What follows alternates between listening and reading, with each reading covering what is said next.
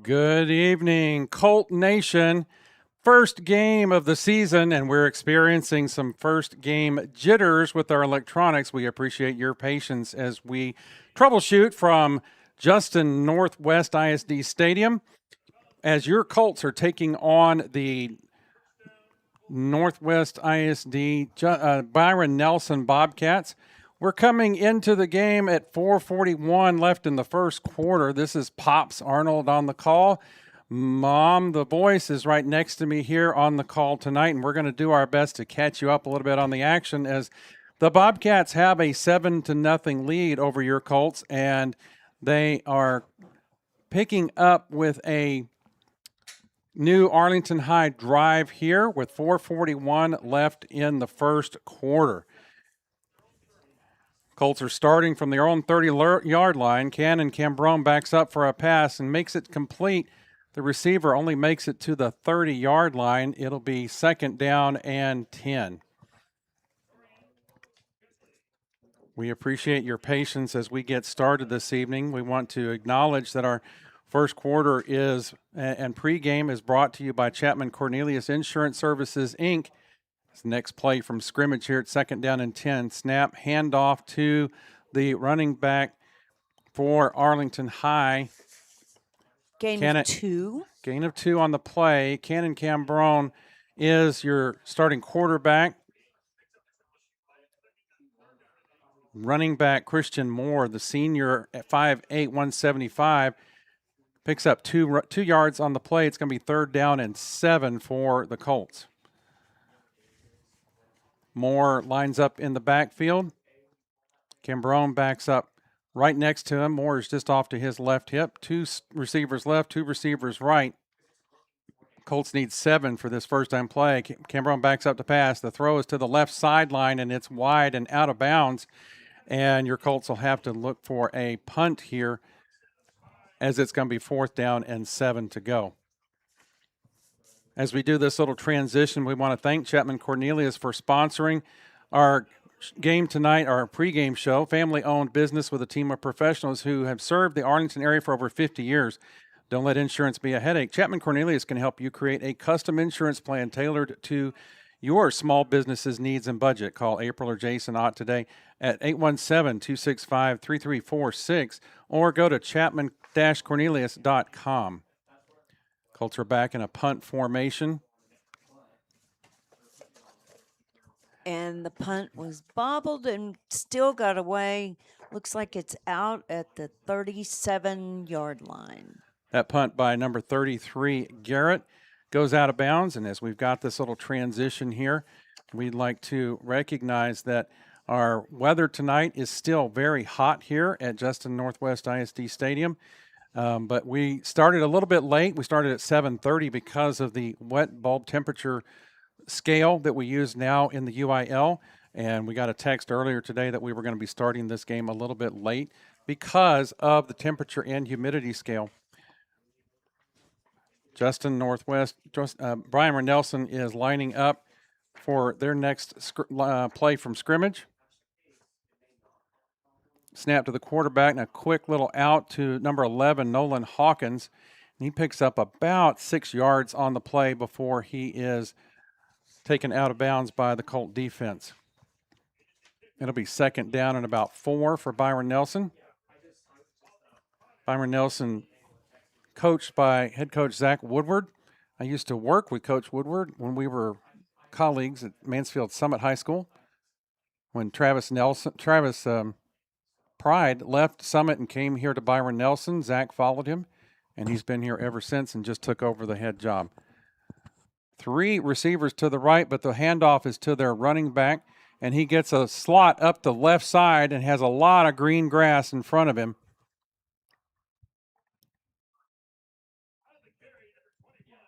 Number 21 on the carry, Ty Green, picks up a lot of yardage on the play.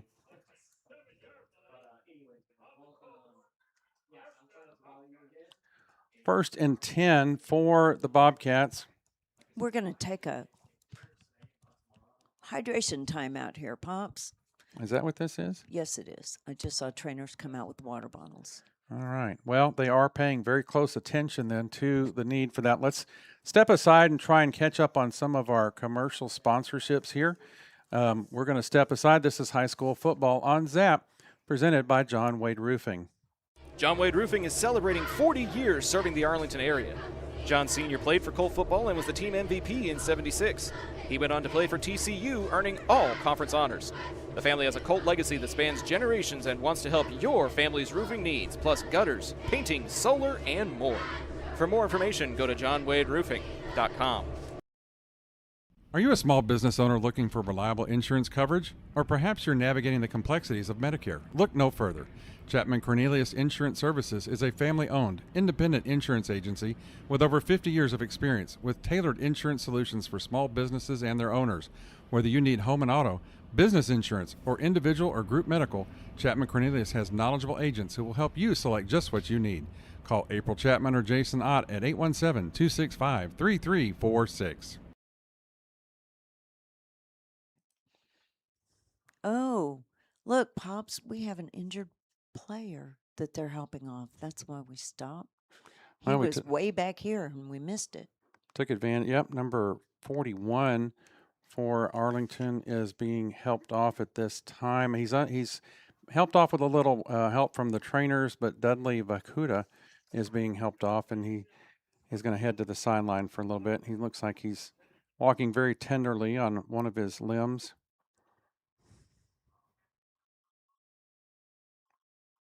Going to zero in on the Arlington quarterback.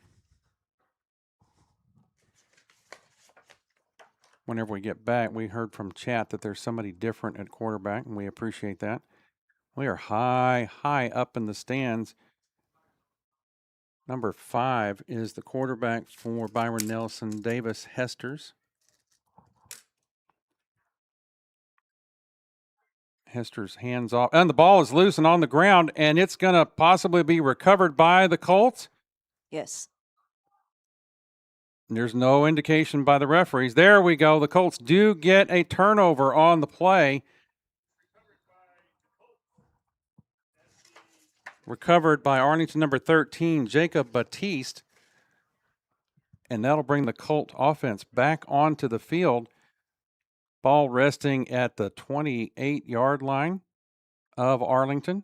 We're going to watch the offense come back on the field here and make sure we get the players' numbers correct.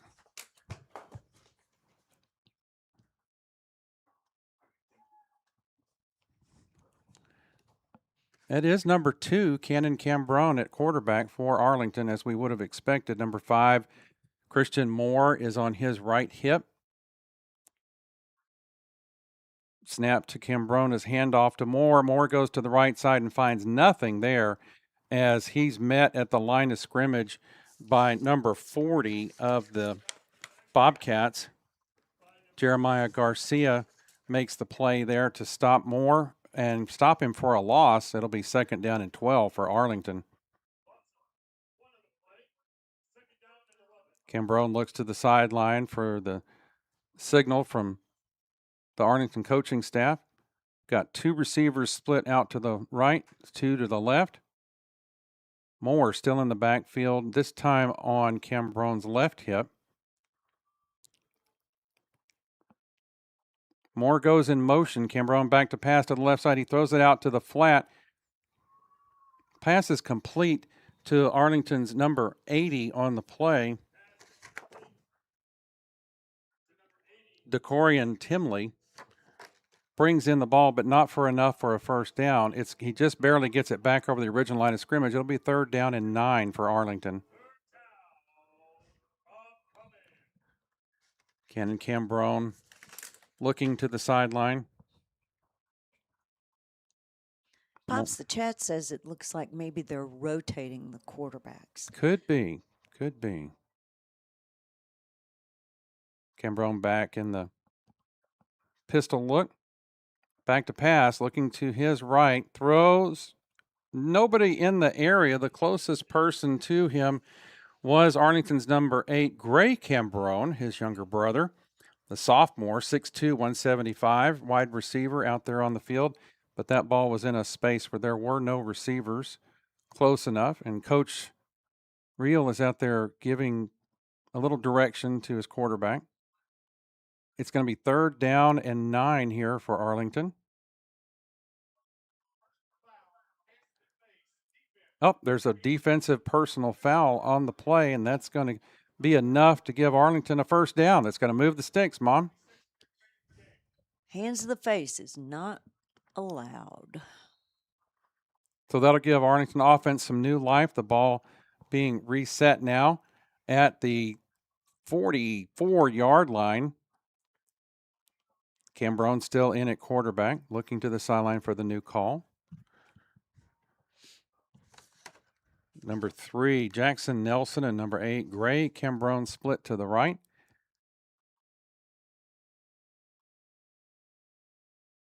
Nelson in motion, but the handoff is to Moore. To the right side he goes, and he finds nothing there as he's met at the line by number 6 for the Bobcats, Ao Kumolu on the play, and right at the line of scrimmage, so it'll be 2nd down and 10.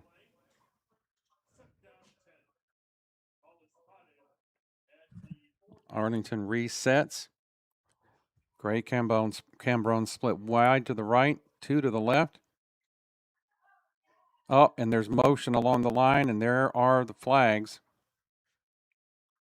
It's going to be a jump called against Arlington, and that'll back them up 5 yards on the play. So it'll be 2nd down and 15 now for Arlington. We had a little pregame jitters. Arlington's going to work out a little jitters on their snap calls and snap counts here.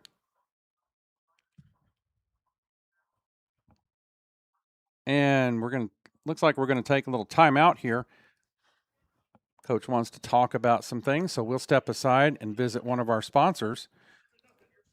This is high school football on Zap, presented by John Wade Roofing. We'll be right back.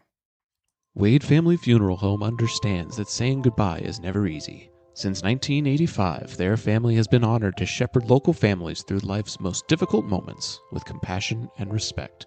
They provide exceptional care and trusted guidance while helping families create meaningful tributes that honor the lives of those they love. When you need them, Wade Funeral Home and Crematory is here to walk alongside your family every step of the way. Call 817-274-9233 to learn more. Looking for the most unique gift for your student or athlete? Local Legends Figures has you covered. The custom 6-inch figures are designed with you and your legend in mind. They even immortalize yours truly with a custom, never-before-used model to create a Zach the Voice figure for my 30th birthday. Huge thanks to our friends at Local Legends Figures. See pricing and place orders at locallegendsfigures.com. Whenever a plumbing problem hits your home, experience matters.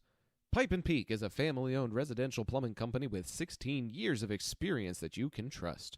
They handle everything from yard leaks and slab leaks to tunnel work, and they're specialists in replacing old cast iron pipe. No job is too big or too small, and their pricing stays competitive. If you're seeing signs of aging pipes, now's the time to act. Send an email to Caleb Renfro to see how Pipe & Peak can help your home. Go.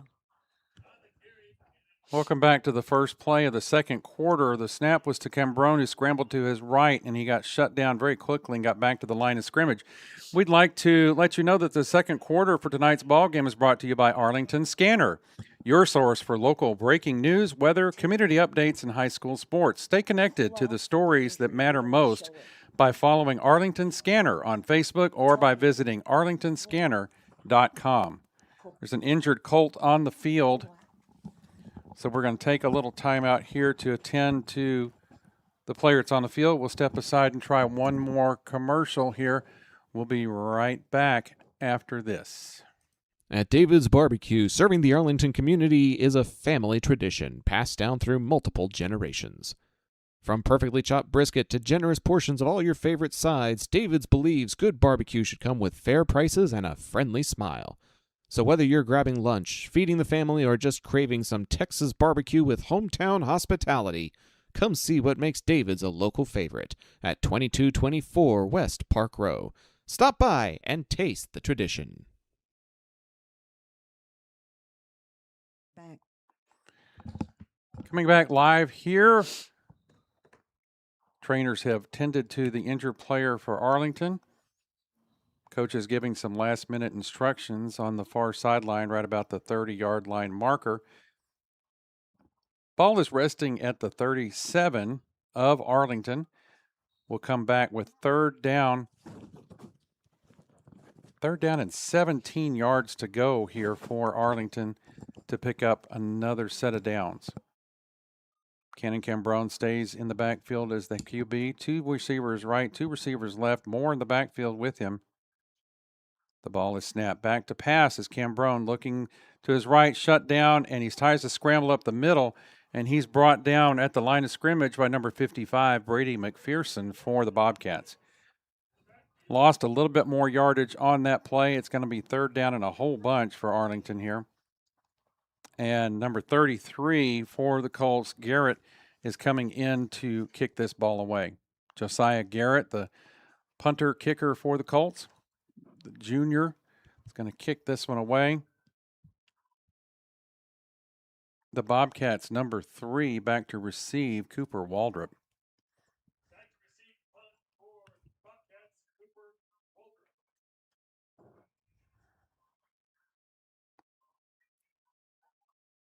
Another timeout by Arlington here is called as the play clock was winding down. They didn't want to pick up 5 more yards, so we will step aside again for another break. We're going to catch up on our sponsors' recognition tonight. This is High School Football on Zap, presented by John Wade Roofing. We'll be right back.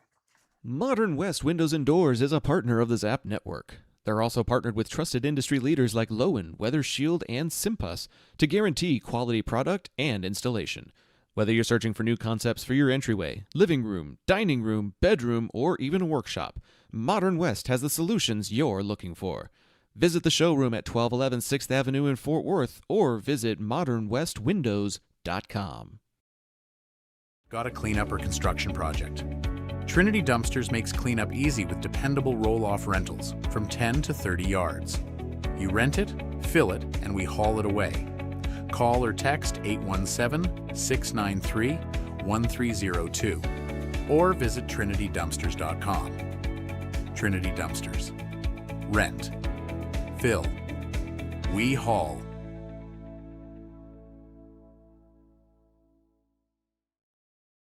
Go.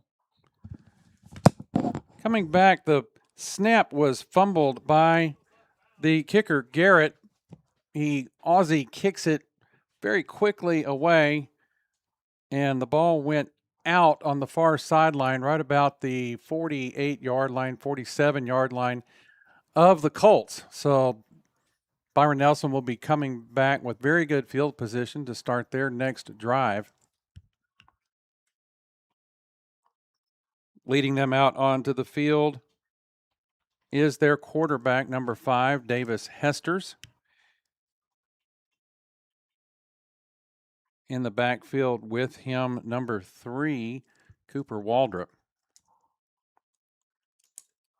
Snap goes to Hesters. The handoff to, it's actually number 2, the running back, McCavian Hill, runs it to the left side on the edge and gets cut off after only picking up maybe 2 yards on the play. So it'll be second down and 8 for the Bobcats. Empty backfield this time for Hesters. 2 to the left, 3 receivers to the right.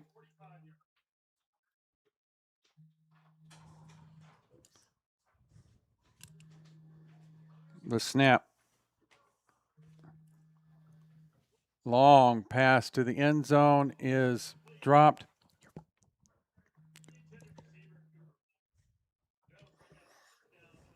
Third down and 8 for the Bobcats.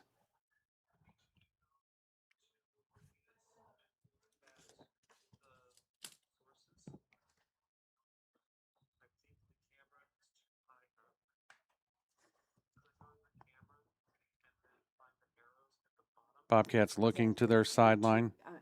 I can't find sources. Talk to me about where that is. Hesters has 2 in the backfield with him. Camera.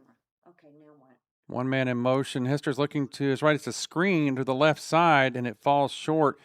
Intended for the Bobcats' number 2, McCavian Hill, and the ball is dropped. Brings up 4th down for Byron Nelson.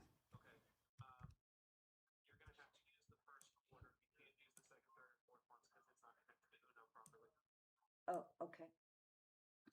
Switch the camera. Next break, go to first quarter. Okay. It looks like they may be going for it here on 4th down and 8.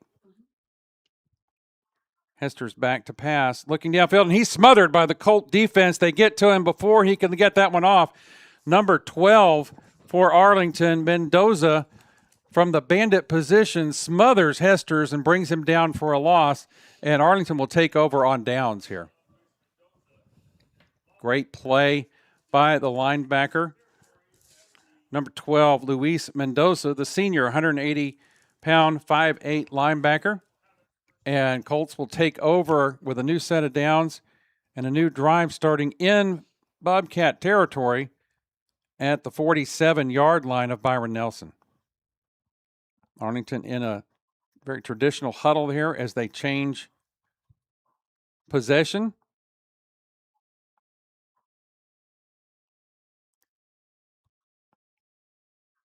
We do have a different quarterback out there on the field this time. He's got a turn, looks like number 10 for Arlington, Braden Elkins, as somebody in the chat said earlier. And the ball comes out, but it looks like it may be recovered by an Arlington lineman. For a gain of about For a gain. 3. Yeah. Arlington lineman 66, Chris Burns, the senior, recovered that fumbled ball and actually fumbled it forward a couple of yards, picked up 2 yards on the play. It'll be 2nd down and 8 for Arlington. Number 22 is in the backfield with Elkins, Jomichael Henderson. So Elkins and Henderson in the backfield. 2 receivers split left, 1 to the right. Elkins gets the ball, runs it to the right on a sweep to the sideline. He's brought down out of bounds before he was able to pick up that 1st down. 41-yard line of the Bobcats here. That'll make it 2nd down. About 4. About 4 yards to go here. That's what the sideline marker now says. They got these really nifty digital sideline markers now. Look at that. Actually, it's 3rd down, Pops. They didn't turn that one fast enough. 3rd down and 4 here for Arlington. Elkins and Henderson in the backfield for the Colts. 2 receivers split to the right, 1 to the left wide. Handoff to Henderson. He spins out of 1 tackle, goes across the 40, the 35. He's going to pick up the 1st down on the play. Good scramble by Henderson as he refused to go down and just kept churning his legs and picked up the 1st down for Arlington. There is a penalty marker on the play. We'll have to wait and see what happened here. Happened over there on that sideline where the tackle occurred. Referee is fixing to give us the signal here. Byron Nelson is backing up. The call is a personal foul on the Bobcats. So tack on an extra 15 yards on Henderson's really good run there. And the Colts are in business with a new set of downs, a lot closer to the end zone here with 9:02 left in the 1st half. Got a big old moon rising in the eastern horizon here tonight. Kind of a light orange color. Colts line up with 3 receivers to the left side, 1 to the right. Elkins and Henderson still in the backfield. Henderson goes in motion. Elkins looking to his left, throws across the middle, and just overshoots his intended receiver, number 6, Kamorian Orji. Kamorian Orji, the intended receiver in the back of the end zone there, and it's just off his fingertips. It'll be 2nd down and 10. Ball sitting at the Bobcat 16-yard line, 15-yard, no, it's about the 17-yard line here. 2nd and 10. Elkins in the backfield with Henderson on his left hip. One receiver right, 3 to the left, this formation. Henderson in motion. Elkins looking to the left, throws out to Henderson in the flat, and he drops it. Right off his fingertips. And he probably started running there before he secured the possession of the ball. That'll bring up 3rd down and 10.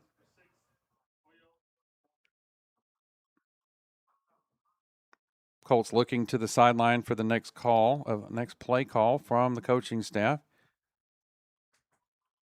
Braden Elkins, the senior, 6'1", 165.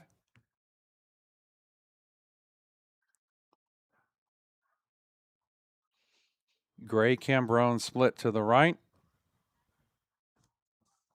Jackson Nelson to the left. The snap to Elkins, and he finds a gap in the middle and gets into the secondary. Chased down by the Bobcats, but a good run there by Elkins as he gets all the way to the Bobcat 8-yard line on that play.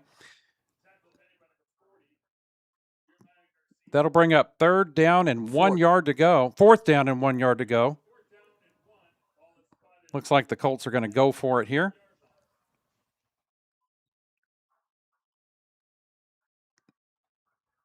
Elkins delivers the play call to his offensive line.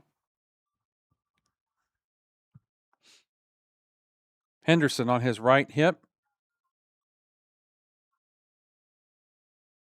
Receiver goes in motion. They've got to get 1 yard out of this. They hand off to Henderson, and I don't think he made it.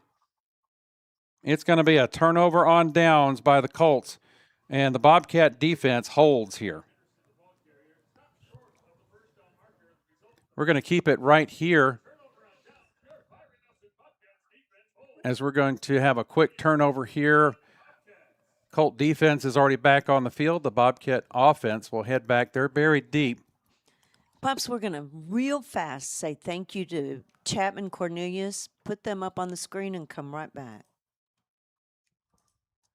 Okay, there we go. And by doing that, we brought back our scoreboard so you all can see the score and the downs. Ben Odom now at quarterback for the Bobcats. A lot of quarterback changing out here tonight. Hands off to his running back, and he's met by a whole host of Colts. And I don't know, did the whistle blow? I can't hear a whistle from all the way up here where we are. If they give him forward progress, he stays at the line of scrimmage. Yep. So didn't pick anything up there. It'll be 2nd down and 10 for the Bobcats.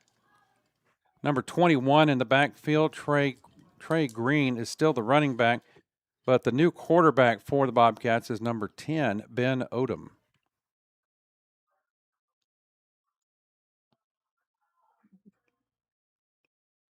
Snap to Odom, the handoff to Green, running up the right side between his center and his right tackle. And he picks up a few yards on the play before he's brought down by the Colts. He's picks up about 6 on the play. It'll be 3rd down and 4 to go for Byron Nelson.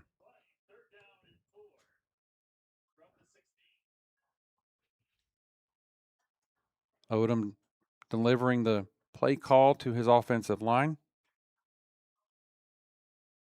Green shifts to the left side. The snap, quarterback looking to the right side, throws over the middle into the flat.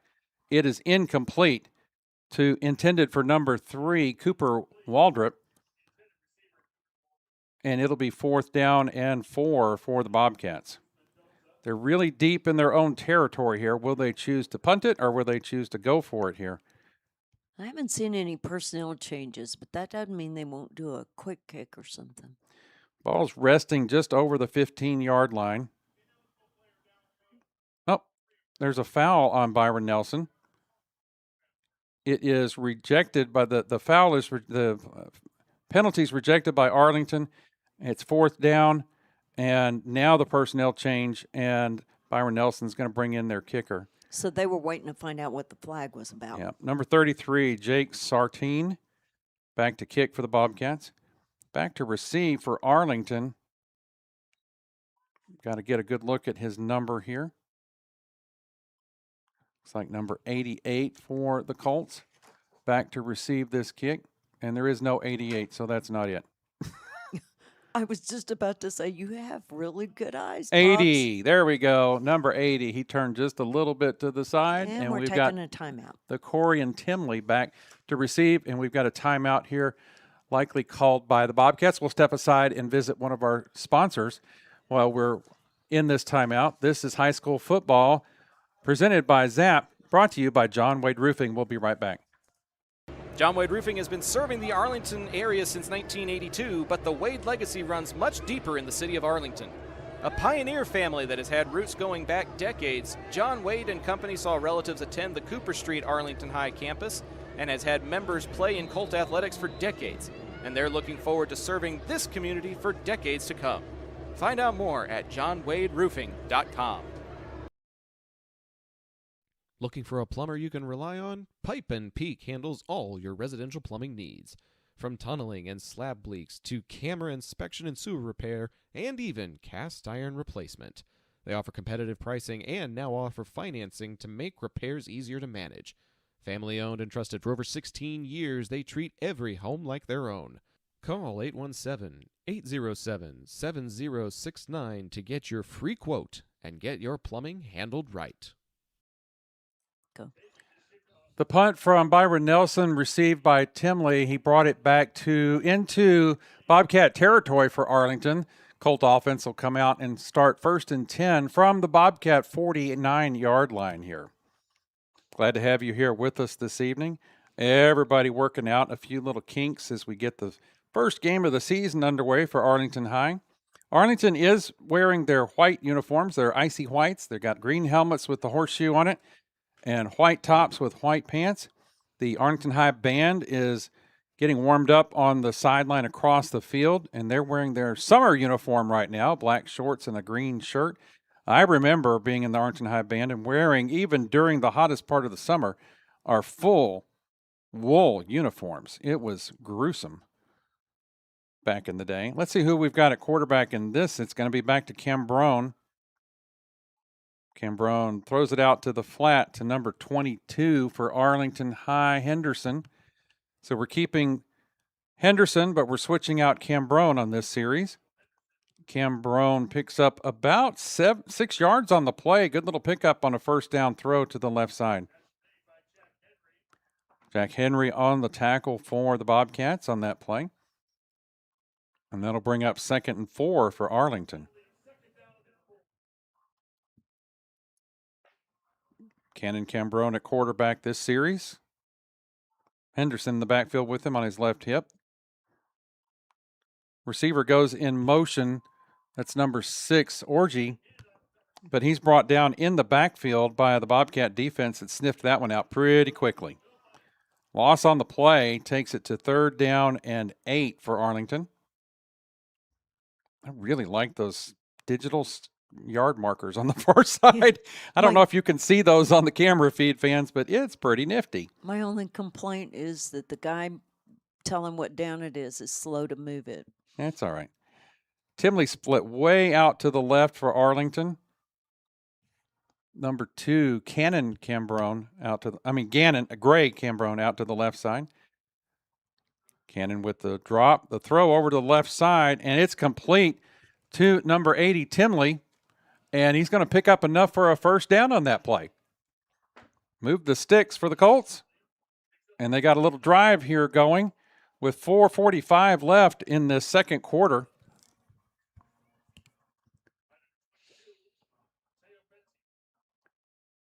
Cambrone gets the call from the sideline. Henderson comes in, and he's off his left hip. 2 receivers left, 2 receivers right for Arlington. Now Henderson moves to the right side of his quarterback in the backfield.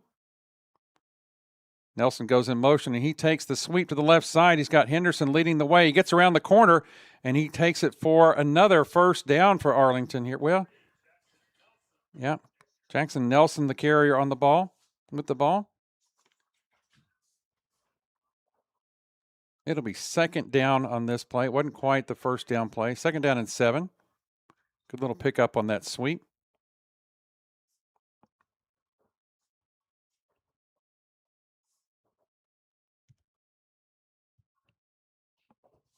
Henderson lines up to the left of his quarterback this time.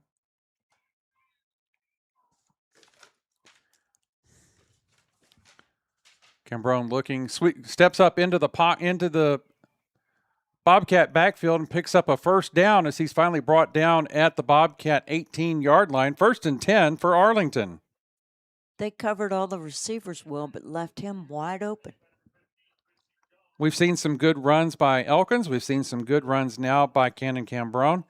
And the Colts have a dual threat quarterback and both of the rotating quarterbacks. So that gives the defense a little extra thing to think about. They can't just key on the receivers because you leave that flat open in the middle and the quarterback's going to step right up into it. Cambrone looks to his right, pass complete to number 8 on the right side. His brother, Gray, makes the receptions, twists and turns, and picks up some decent yardage on that first down play. It'll be 2nd down and 5.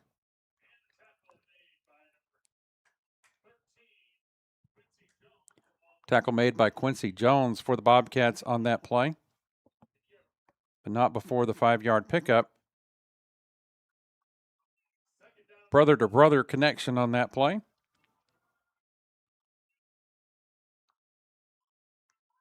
Cannon back ready to receive the snap for the next play. Henderson to his left. Cannon step.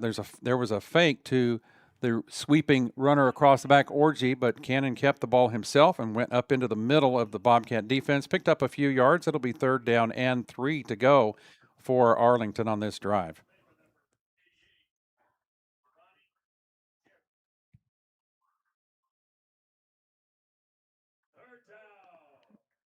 Arlington sending the play in. Cannon Cambrone delivering the play to his offensive line. Gray Cambrone split way out to the right, and he goes into motion. Cannon back up to pass, and he's scrambling to get away from the defense. Throws the ball across the middle, and it's intercepted in the end zone.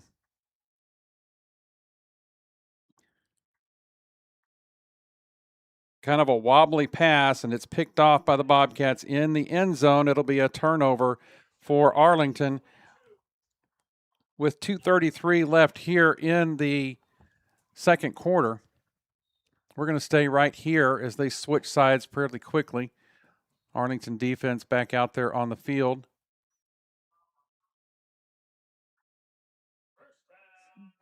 Cannon Cambrone had to scramble away. He was intending to go up the middle with it, and he had to scramble and get away and roll to his right, and he finally did throw, and there was just too much traffic in the end zone, and that pass was picked off. Ball's going to be placed at the 20-yard line, and it'll be 1st and 10 for Byron Nelson.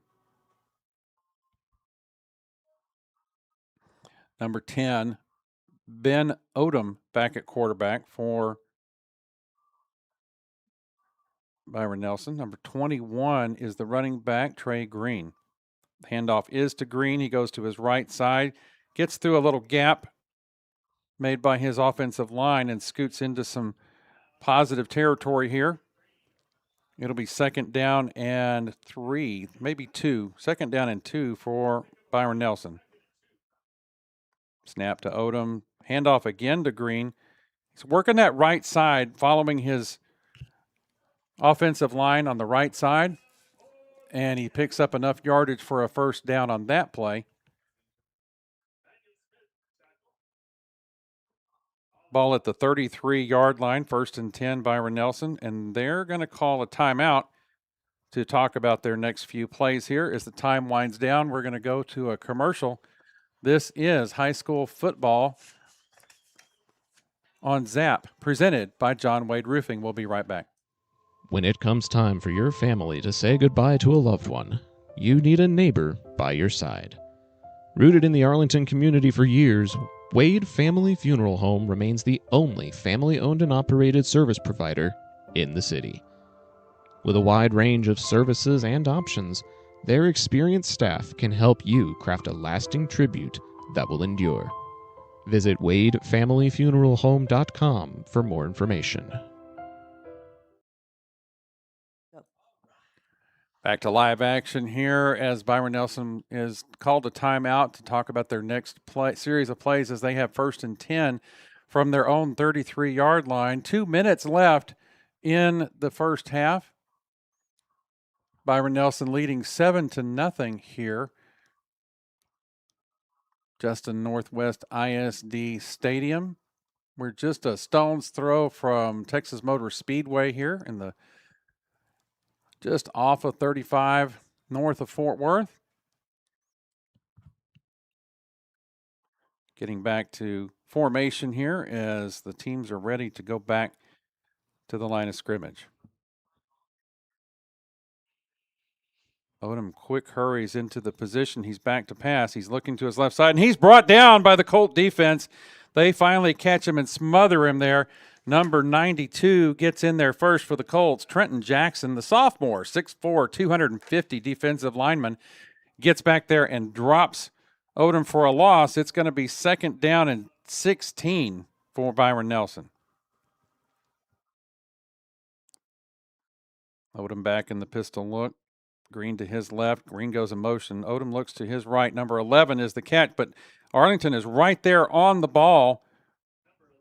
As number 11 brings in the ball, Nolan Hawkins, but he's brought down immediately by Emmanuel Smith for the Arlington defense.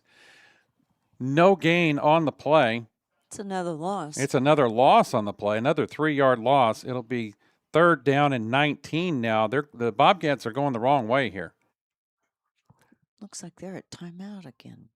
Bobcats have called another timeout here, so we will step aside as you're bringing you high school football on Zap, presented by John Wade Roofing. We'll be right back. Modern West Windows and Doors invites you to see the difference. Whether you need sliding doors, bay windows, or just need a more modern look, Modern West has options to fit both your style and budget. Stop by the showroom at 1211 6th Avenue in Fort Worth to see for yourself, or call 682-255-6094 for more information. We're back. Back to live action here at Justin Northwest ISD Stadium. The Byron Nelson Bobcats versus your Arlington Colts. Byron Nelson's up 7-0 here with 1:23 left in the second quarter. It's a 3rd down in downtown Fort Worth for the Bobcats here as it's 3rd and 19. Odom in the backfield by himself. 3 receivers left, 2 to the right. The snap to Odom. He's looking down the middle. He's scrambling. He scrambles to his right. Still looking for someone to be open. He's scrambling to the sideline, throws it finally. The receiver makes the catch at the 48-yard line for Byron Nelson. That's number 2, McCavian Hill, and that's enough for a 1st down. There's a penalty marker on the field. I'm wondering if maybe Odom was up across the line of scrimmage on that play. There's 3 referees talking about it right now. With all that scrambling, Let's hear what he says. I'm watching for a signal because we can't hear Oh, anything. you're right. Nope. Nope, they're going to give him the 1st down. So he was not across the line of scrimmage, even though with all that excessive scrambling he had to do. And so the yard markers will move, and Byron Nelson will start at the 46-yard line, 1st and 10. Snap to Odom. He's looking left, throws left. Catch is made on the far sideline before he's taken out of bounds. That's number 4, Manny Marquez. Another 1st down gain on that play for the Bobcats. The marker will be placed, the ball's placed at the 38-yard line. 1st and 10 for Byron Nelson. And they're going to take their 3rd timeout. So we will step aside once more, reminding you this is high school football on Zap, presented by John Wade Roofing. We'll be right back. Navigating Medicare options isn't easy. Hi, I'm Patsy Arnold, and when the time came to navigate my options, I went to Chapman Cornelius. They helped me find the best plan for my needs, quoted me life insurance options, and guided me in making my decisions every step of the way. They want to do the same for you, so give them a call at 817-265-3346 or visit chapman-cornelius.com. Okay, go. 54 seconds left in the first half. 2nd and 2 for the Bobcats. Snap to Odom. He's looking to pass. He's rolling to his right. Pass is caught by number 19, Colin Janos, on the play. Pick up of enough yardage for a first down. It'll be 1st and 10 from the 29. Nope, sorry, 34-yard line. 34-yard line. Oh, Arlington may have jumped on that one. Free play here. Odom rolling to his right, looking for a receiver downfield, and it's incomplete downfield. Was there a flag on the play? I saw it come out. So there is a penalty marker. One of the Arlington defenders jumped offside there. 28 seconds left now. Offsides on Arlington. That'll give them 5 yards on the play. It'll be replay the down, 1st down and 5 now. From the 29. For now we're at the 29.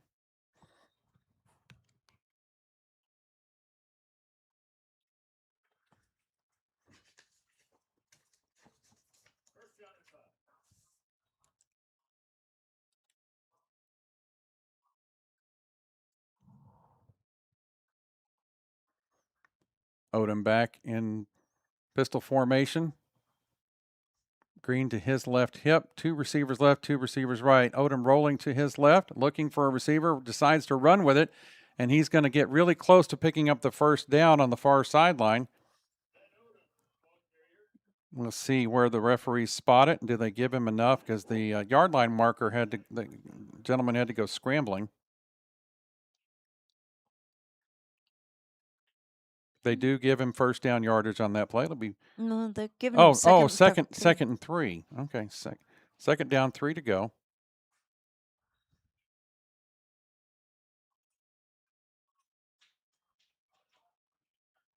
Odom back to the line of scrimmage. Green to his left. 2 left, 2 receivers left, 2 receivers right. Odom looking to pass again. Backs up in the pocket, scrambles out of the pocket to the left. Off the fingertips of his intended receiver, and the ball falls incomplete. It'll now be 3rd down and 3. That ball intended for number 19 for the Bobcats, Colin Janos. 3rd down and 3 for the Bobcats. Ball at the 27-yard line here. 15 seconds left on the clock here in the second quarter. Odom looking to the sideline for the play call from his coaching staff.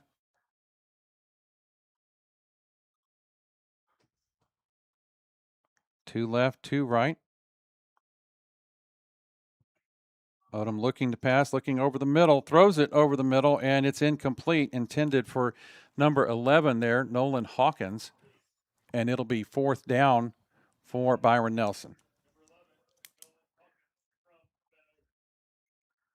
They are sending some new personnel onto the field. Looks like they may be attempting a field goal. Before we got all the tech bugs worked out early in the game, they attempted a field goal that was incomplete. Jake Sarton on for the Bobcats to attempt this field goal. Ball resting at the 27-yard line. The snap and the kick. Colts get good pressure into the backfield, and they block that kick. So 5 seconds left here in the second quarter, and the Colts block a field goal attempt. And the score remains Bobcats 7, Colts 0. We're going to keep it right here as we get ready to head into halftime. We'd like to remind you we're going to keep a camera on the field. You'll be able to watch some of the Arlington High Colt band perform here at halftime. And we'd like to remind you that halftime is presented by a new sponsor here on ZAP, Wade Funeral Home. Wade Funeral Home has been honored to shepherd families through life's most difficult times for decades. They understand saying goodbye is never easy and provide guidance and care while helping families create meaningful tributes to honor the lives of the ones they love. When you need them, Wade Funeral Home and Crematory is just a phone call away. 817-274-9233. The Colts back in take a knee formation, and that's exactly what Elkins does there. And the Colts will take off to the halftime here from Northwest ISD Stadium. Your halftime brought to you by Wade Funeral Home. We'll be back after the halftime activities with some stats and some information, some thoughts about the first half, and then we'll be back after as the Colt kickers come on right now. So we'll take a little break here for halftime. Byron Nelson 7, Arlington 0. Very close ball game here from Northwest ISD. We'll see you after halftime.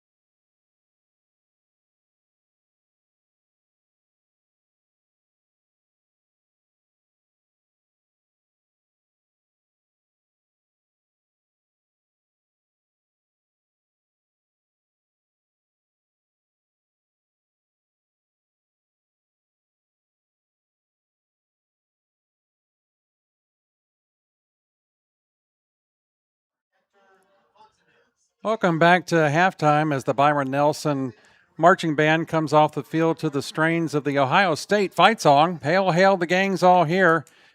It's their fight song. They just borrowed it from Ohio State. Welcome to the halftime show presented by the Wade Family Funeral Home. Wade Family Funeral Home has been honored to shepherd families through life's most difficult times for decades. They understand saying goodbye is never easy and providing guidance and care while helping families create meaningful tributes to honor the lives of the ones they love. When you need them, Wade Family Funeral Home and Crematory is just a phone call away at 817-274-9233. We're very glad to have Wade Funeral Home on board with ZAP in our 26th season as a new sponsor. So welcome on board, Wade Family Funeral Home. Few thoughts about the first half as we come back and we see that the score is very close here after a first half of football here in the opening game of the 2026 season.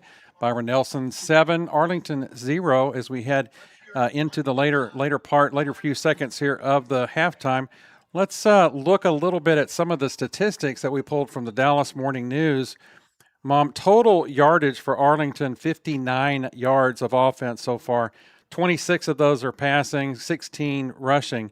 Byron Nelson has 167 total yards on the night.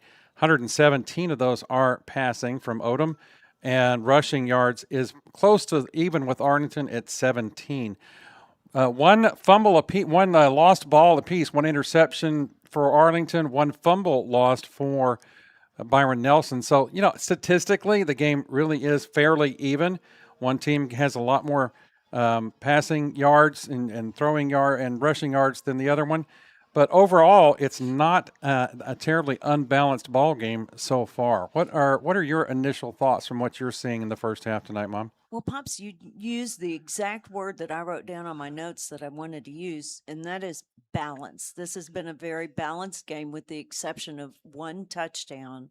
They're playing very evenly. And when you look at the records that these two teams carried last year, Byron Nelson was 10-1 on the season, and Arlington was not in that same position. And so I think the Colts are doing a really good job of holding their own against Byron Nelson. I did notice this in that last drive. I have a pet peeve about if you need 10 yards, then don't run a 9-yard play, run a 10 or 11-yard play. And it looked that entire last drive like that was what Byron Nelson was doing. They were running just exactly what they needed to get that first down. And I think if the Colts can catch on to that, if the coaches saw that and made that adjustment at halftime, that could be a big advantage for the Colts coming into the second half. This Byron Nelson team is renewing a non-district familiarity.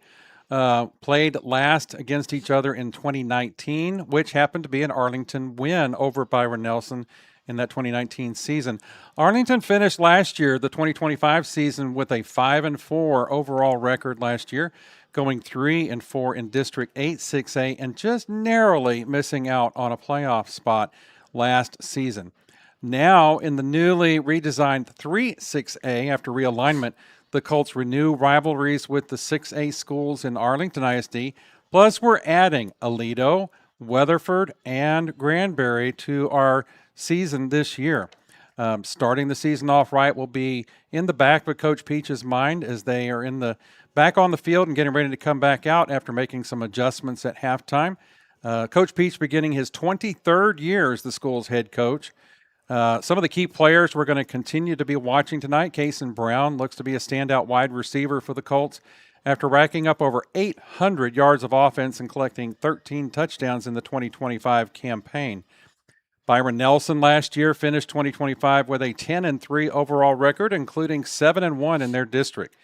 The lone district loss was to state semifinalist Southlake Carroll, a team that they will renew their district rivalry with in this coming year. Zach Woodward is at the helm of the Bobcats after serving as interim coach in 2025.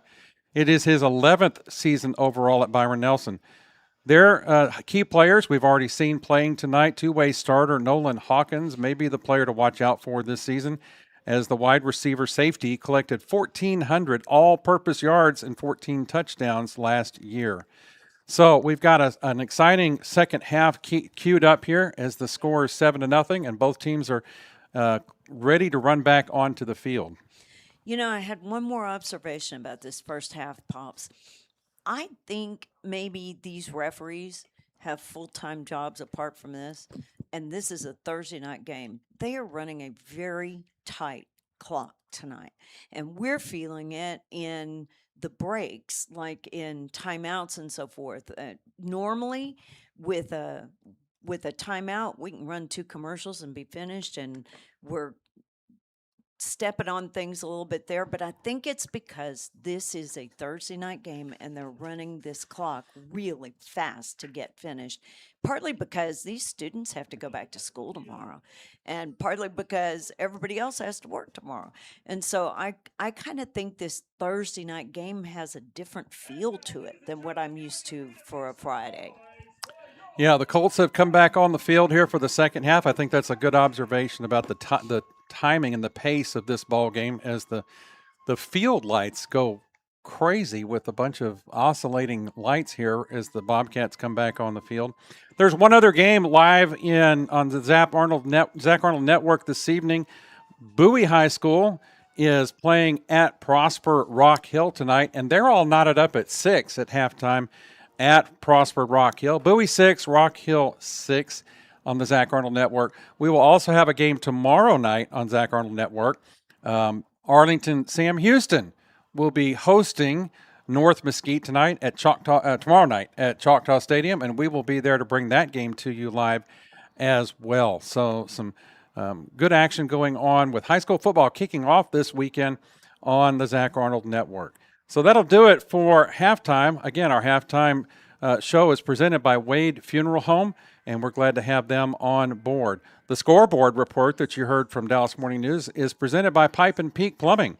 Call Caleb Renfro if you need cast iron replacement specialists at 817-807-7069. Pipe and Peak Plumbing, serving Arlington for over 16 years. Halftime adjustments and scoreboard presented by Pipe and Peak. So the teams are getting ready to come back onto the field for the second half of play. Arlington is lining up on the 40 on the other side of the field.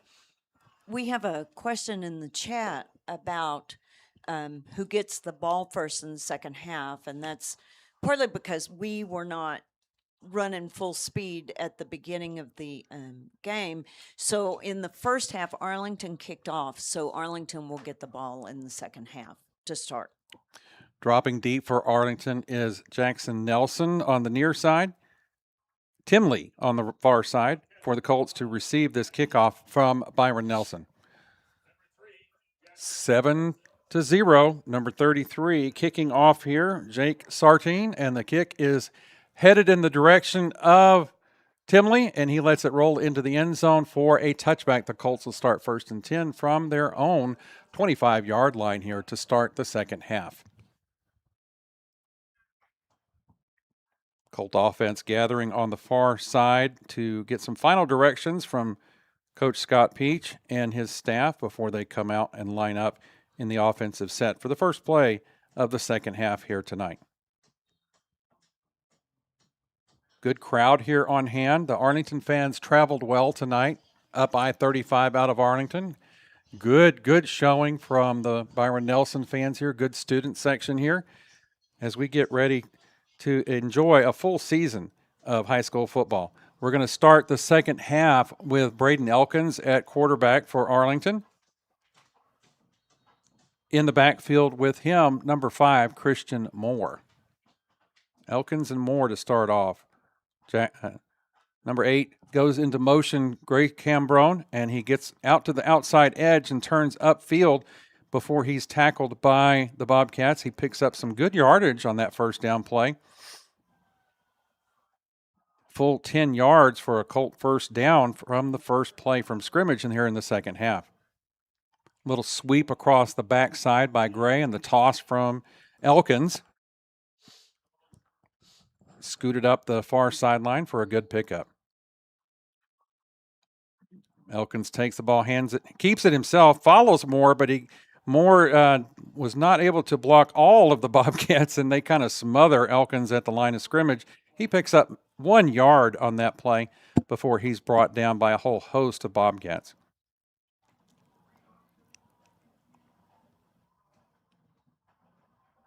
Few little player exchanges here going on as Elkins gets the sign from the sideline. Orgy and Cambrone split wide out to the right. 2 receivers to the left. In motion goes Orgy. Little sweep to the left side, up the sideline before the runner is brought down after a good pickup. Ball will be spotted at about the 39-yard line here. It'll be second down and about third down and 5 for the Colt offense.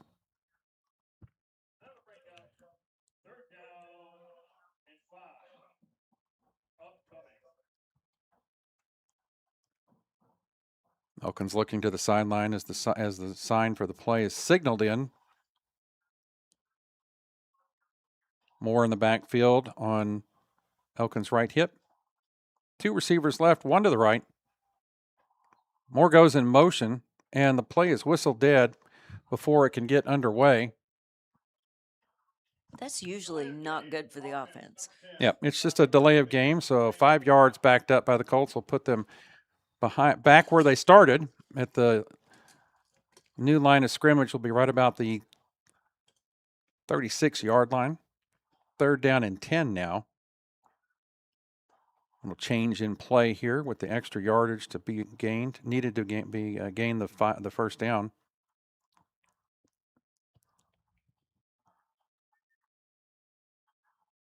Orgy and Cambrone split to the right on the near sideline. And again, play is blown dead. Nope, this time it's a timeout. Timeout by Arlington High. Again, first game jitters here by the teams, and we're going to step aside and visit one of our sponsors for the game. This is High School Football on Zap, presented by John Wade Roofing. Taqueria Taco Express is the official taqueria of Zach Arnold Productions, with locations in Arlington, Grand Prairie, Waxahachie, and a new location opening in Mansfield. Solving your Mexican food craving has never been easier. Visit them on Taco Tuesdays for their special 5 tacos and a large agua fresca for just $10. Find out more by visiting taqueriatacoexpress.com.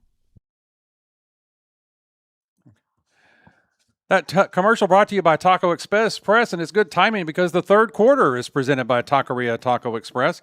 Visit any of their 7 locations on Taco Tuesday for their special of 5 tacos and a large agua fresca for just $9.99. Earn points by downloading the app and visit taqueriatacoexpress.com the next time you need to solve your Mexican food craving. Third down and 10 for the Colts. Elkins stepping up into the flat in the middle. Nobody there. He breaks loose. 40-yard line. 35, 30, 20. Finally brought down by the Bobcat defense at the 15-yard line. First and 10. Colts big breakout run there by Elkins. He got up signaling first down.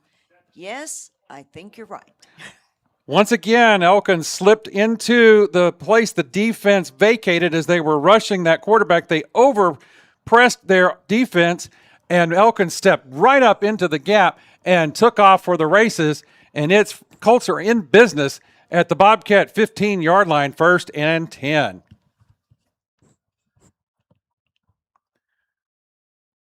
Elkins with Moore on his right hip. Moore goes in motion. The snap to Elkins. He looks across the middle. He's going to throw to the end zone, but it's overthrown, intended for Gray Cambrone, and the ball falls incomplete. It'll be second and 10 from the 15. There is a penalty marker on the play. We'll have to watch our referee. We can't hear him from up here. We're kind of on the outer rim here at Byron Nelson. False start on the offense. So that'll back us up 5 yards and make it a replay of that first down and 15 now for the Colt offense. Elkins gets the sign from his coaching staff. Passes along the play call to his offensive line. Moore in the backfield with Elkins. 3 receivers to the left, 1 to the right on the near side. Snapped Elkins. He's going to run up into the middle again. Gets across the 15 to the 10-yard line, does Elkins. That's going to make it 2nd down and 5 after that good 10-yard run there by Braden Elkins. Actually, it was brought down on the 9-yard line, according to the spot, but still a really good run right up the middle.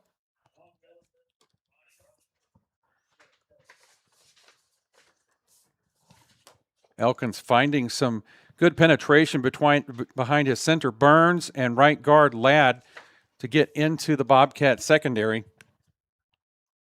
2nd down and 6. In motion goes number 3. Fake the handoff. Elkins up the middle again. He puts to his left across the 5. He's going to spin out of that tackle and get into the end zone. Touchdown, Arlington! Braden Elkins spun off of a couple of arm tackles and squirts into the end zone on the left side for the Colts' first touchdown of the 2026 season. He faked the handoff to Jackson Nelson, sprinting across the line, and took it himself up the left side. The strains of the Sons of the White and Green coming from the far sideline as the Colt band strikes up the fight song for the first time this season. Back to attempt the kick. Number 33, Garrett. Point after attempt coming. Ball is down. It's up. And it's good. Your score is tied. Arlington High 6 with 8:03 left in the third quarter. 7-7 is your new score. We'll step aside for a short break and visit some of our sponsors. This is high school football on ZAP, presented by John Wade Roofing. Modern West Windows and Doors is a partner of the ZAP network. They're also partnered with trusted industry leaders like Lowen, Weather Shield, and Simpus to guarantee quality product and installation. Whether you're searching for new concepts for your entryway, living room, dining room, bedroom, or even a workshop, Modern West has the solutions you're looking for. Visit the showroom at 1211 6th Avenue in Fort Worth or visit modernwestwindows.com. John Wade Roofing is celebrating 40 years serving the Arlington area. John Sr. played for Colt football and was the team MVP in '76. He went on to play for TCU, earning all conference honors. The family has a Colt legacy that spans generations and wants to help your family's roofing needs, plus gutters, painting, solar, and more. For more information, go to johnwaderoofing.com. Colts tie the ball game up with a great drive up and down the field. Several long runs by quarterback Braden Elkins on that drive. And Braden spins off a couple of tackles from the 5-yard line and puts it in the end zone. And we're all knotted up here at 7 apiece with 8:03 left in the third quarter. Colts ready to kick off here to Byron Nelson with some renewed energy here, especially from the playoff booth. The kick from Garrett. High in the air, coming down about the 4-yard line.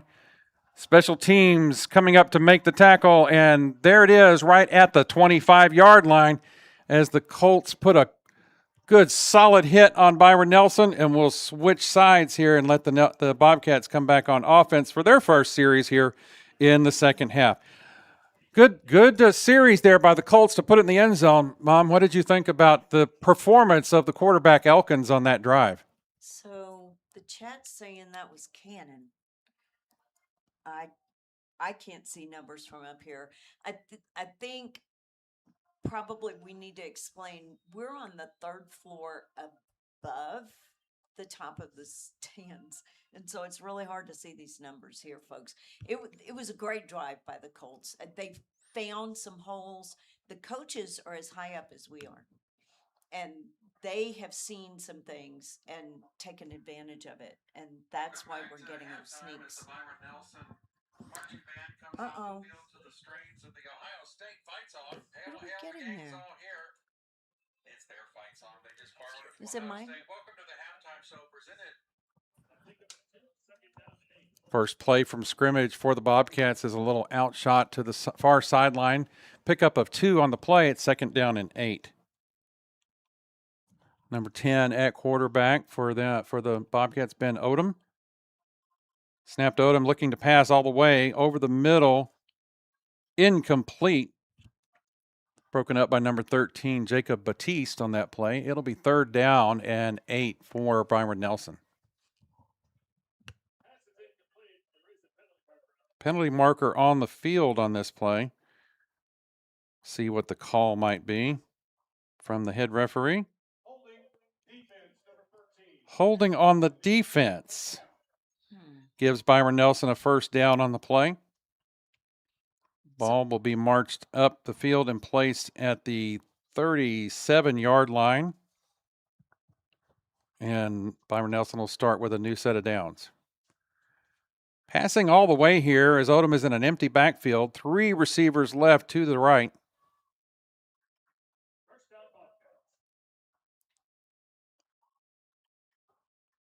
Snap to Odom. Looking downfield to the right side. Pass is complete to number 19 for the Bobcats, Colin Janos. Pick up a 5 on the play. It'll be 2nd down and 5. Also, playing a little bit of a tempo here are the Bobcats. Looking to answer quickly the Colts' last touchdown. Odom back to pass, stepping up into the flat, and he's tackled at the line of scrimmage by the Arlington defense, number 20, Emmanuel Smith there, to bring down Odom before he could really get into that Colts secondary. Loss of some yards on the play. It's going to be 3rd down and 8 now for Byron Nelson. Good play by Smith to get some penetration and drop the Bobcat quarterback before he could really get his feet going. Now with a runner in the backfield with him, Trey Green. 2 to the right, 2 to the left. He is still passing. He steps up into the pocket, tries to run with the ball, but the Colt defense is there again to stop him. That time, number 90, the first one to get to the ball for the Arlington defense, Ty Camley, the junior defensive lineman, 6'3", 45. Lots of young man there on that tackle. So penalty on the Bobcats on that play. The Colts declined the penalty, and that brings up 4th down. that was a hold. It looks like Byron Nelson's going to elect to switch personnel at the last second here and bring on their kicker. Number 33, Jake Sartine, is going to come on to quick kick, and he'll be kicking to Mr. Timley for the Arlington Colts as he'll receive this punt. DeCorian Timley, the junior, 5'11", 150 wide receiver. And there's another penalty flag way back at the 20-yard line, and that must be probably a clock ran out. I see double zeros on the clock in the end zone, so that'll have to back the Bobcats up another 5 yards, most likely. Yep, delay of game. So we'll back them up 5 more yards. Timley will step up to the 35-yard line to make this reception now. And Sartine will kick from about his 22-yard line. The snap is good this time. Kick is up. Timley's coming up to the 40-yard line, and he takes off across the 50 into Bobcat territory before he's finally met. Good pickup on that return, and the Colts will take over at about the 48-yard line, already in Bobcat territory. We'll keep it here as we make the change from offense to defense, and we're going to zero in with the binoculars and see just exactly who the Colts do bring out for quarterback. This rotating quarterback system. So several folks in the chat have said that was Cannon Kimbrough that scored the touchdown. So first of all, we owe Cannon an apology for not picking up on that. And second, what that tells me is that the Colts have 2 quarterbacks who can run that particular play. There was a late hit at the end of that tackle on Timley, personal foul, and so they've tacked on 15 more yards to Timley's return, and the new spot for the ball is at the Byron Nelson 34-yard line. We're starting Good with field short position. field here. Yep, good field position for Arlington. As I'm looking through the binoculars, and that is number 2, Kenan Cambrone at quarterback for Arlington. We'll have to keep an eye on that every play as Moore lines up with him in the backfield.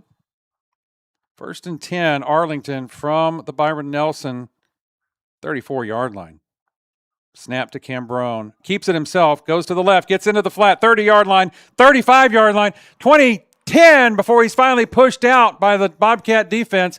Another really good run there by Kenan Cambrone to pick up some big chunks of yardage for Arlington. There is a penalty marker on the field, however. Did somebody hold on that far edge to spring him down the sideline? We shall see. Penalty marker sitting right at the 20-yard line. And it looks like they're backing up the line of scrimmage, holding on Arlington.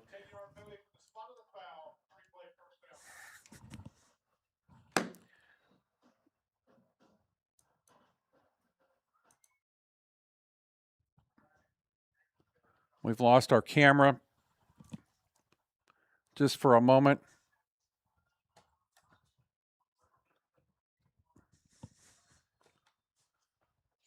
Mom's going to tell us what's going on while I find the camera. Oh, we got it back. Thank you. Colts are getting word from the sidelines what to do here. 1st down and 13 now because of the penalty on that last play.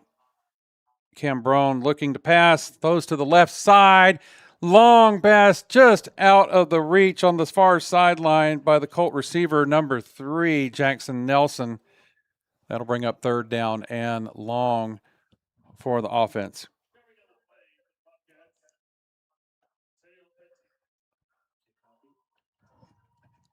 Kenan Cambrone at quarterback for the Colts. Number 5, Christian Moore with him in the backfield. 2 receivers left, 2 receivers right on this third down? Thought it was 3rd down. Second down. Cambrone running up the middle of the field again. He's breaking a few tackles, but finally gets brought down at the original line of scrimmage. 34-yard line. It'll be 3rd down and 10 from the 34. Jake Pearson makes the play for the Bobcats on that play. Cambrone looks to the sideline for the play from his coach. Moore stays in the backfield with him. Orji moves into the slot position for the Colts. Gray, Cambrone, split wide out to the right. 2 receivers left. Cambrone looking to pass. Cross them out to the outside edge. Does he keep his feet in grounds? Yes, he does. The referee says that catch is made by number 8, Gray Cambrone. Brother to brother, the sophomore wide receiver brings that one in right at the 7-yard line. It'll be 1st and goal for the Colts. New line of scrimmage, the 7-yard line. Cambrone and Moore in the backfield. Great stretch catch and feet down on the turf there for Gray Cambrone. For those that are wondering, it's 4:49 left in the 3rd quarter. Hand off to Moore, and he trips on his own feet right there at the line of scrimmage. No pickup on the play. Maybe lost a yard on that one. Pops, they're saying that my mic isn't on. Thanks.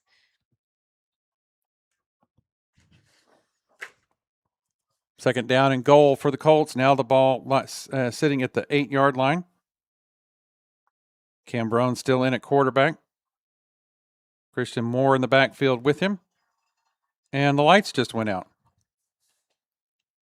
All the stadium lights just went out here at Justin Northwest ISD. And there they are. We had this happen a couple of years ago up at Keller where we lost the lights and they were gone. They were out for like an hour. Coach Peach is all the way out on the field and he's hot about something. Referee coming back to his regular position on the field. We'll run that play again from the 8-yard line. Referee rolls the clock.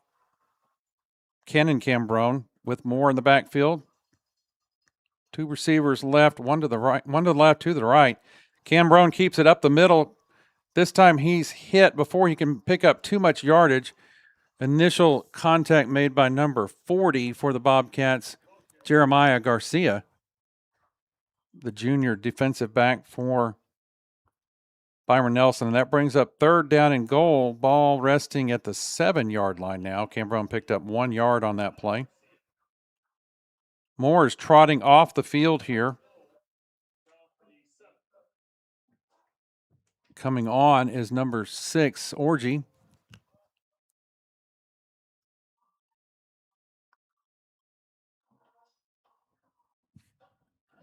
It'll be Orgy and Gray Cambrone, receivers on the right side. Two receivers on the left. This will be a pass play all the way for Arlington, it would appear. And we're going to take a timeout to talk about it. We'll step aside and get one commercial in here while the Arlington offense talks about their next play. This is high school football on ZAP, presented by John Wade Roofing. We'll be right back. John Wade Roofing is celebrating 40 years serving the Arlington area. John Sr. played for Colt football and was the team MVP in '76. He went on to play for TCU, earning all conference honors. The family has a Colt legacy that spans generations and wants to help your family's roofing needs, plus gutters, painting, solar, and more. For more information, go to johnwaderoofing.com. We're back. Both teams still in the huddles after this Arlington timeout. Arlington wanted to make sure they get the right call here on this 3rd and goal play here on their second drive in the second quarter. 3:07 left in the third quarter, all knotted up at 7. Here from Northwest ISD Stadium in Justin, Texas, just a stone's throw from Texas Motor Speedway and Buc-ee's. I noted on the way in.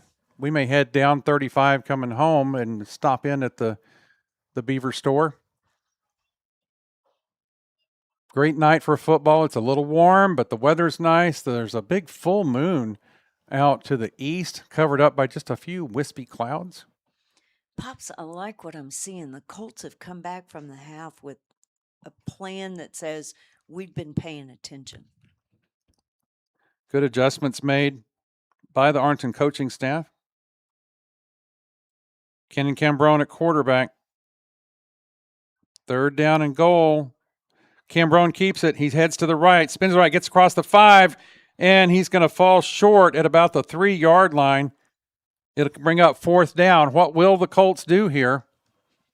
Looks like they're going to rest a second. We've got a Colt that seems to be shaken up just a little bit. Oh, he's shaking it off. There's the ball. Cambrone was tackled at the 3-yard line, and looks like the Colts are going to try for a field goal here. Points is points. Let's put them on the board. Number 33 on to attempt this field goal. Josiah Garrett lining up right on the hash marks on the right side. Now is, yeah, there we go. Jackson Nelson is the holder. Garrett gets things lined up, takes a few steps to his left. The snap is good. The kick is up. And that's 3 more points for the Colts on the board. Arlington takes the lead 10-3 with 2:56 left in the third quarter here. We'll step aside and visit our sponsors. This is High School Football on ZAP, presented by John Wade Roofing. Wade Family Funeral Home understands that saying goodbye is never easy. Since 1985, their family has been honored to shepherd local families through life's most difficult moments with compassion and respect. They provide exceptional care and trusted guidance while helping families create meaningful tributes that honor the lives of those they love. When you need them, Wade Funeral Home and Crematory is here to walk alongside your family every step of the way. Call 817-274-9233 to learn more.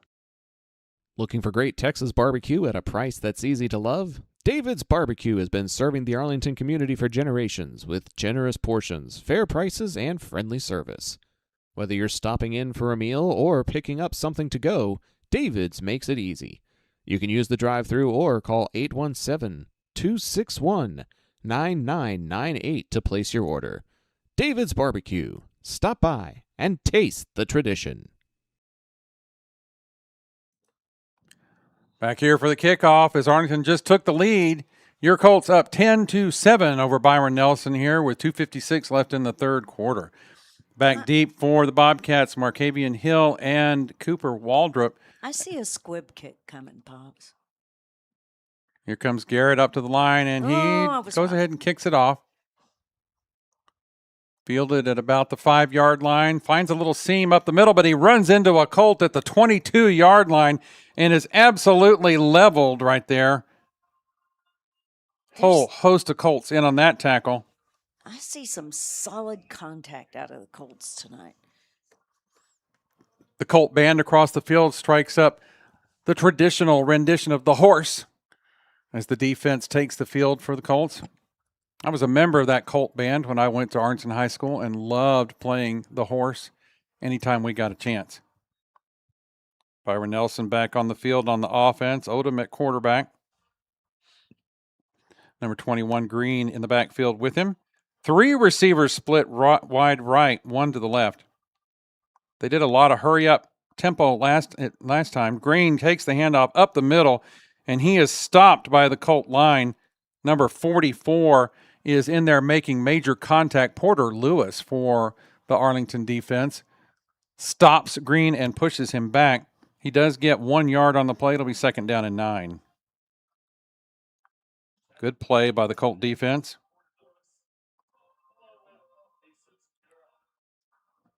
Odom lining his troops up for the next play. Green in the backfield with him. Doing a little direction pointing from Odom. Snap.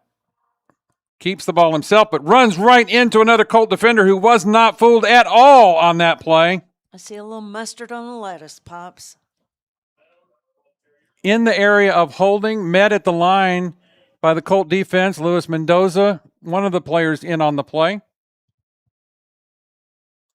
We'll see what the referee says about the mustard on the lettuce here. They're looking to Coach Peach to decide whether he wants to accept the penalty or not.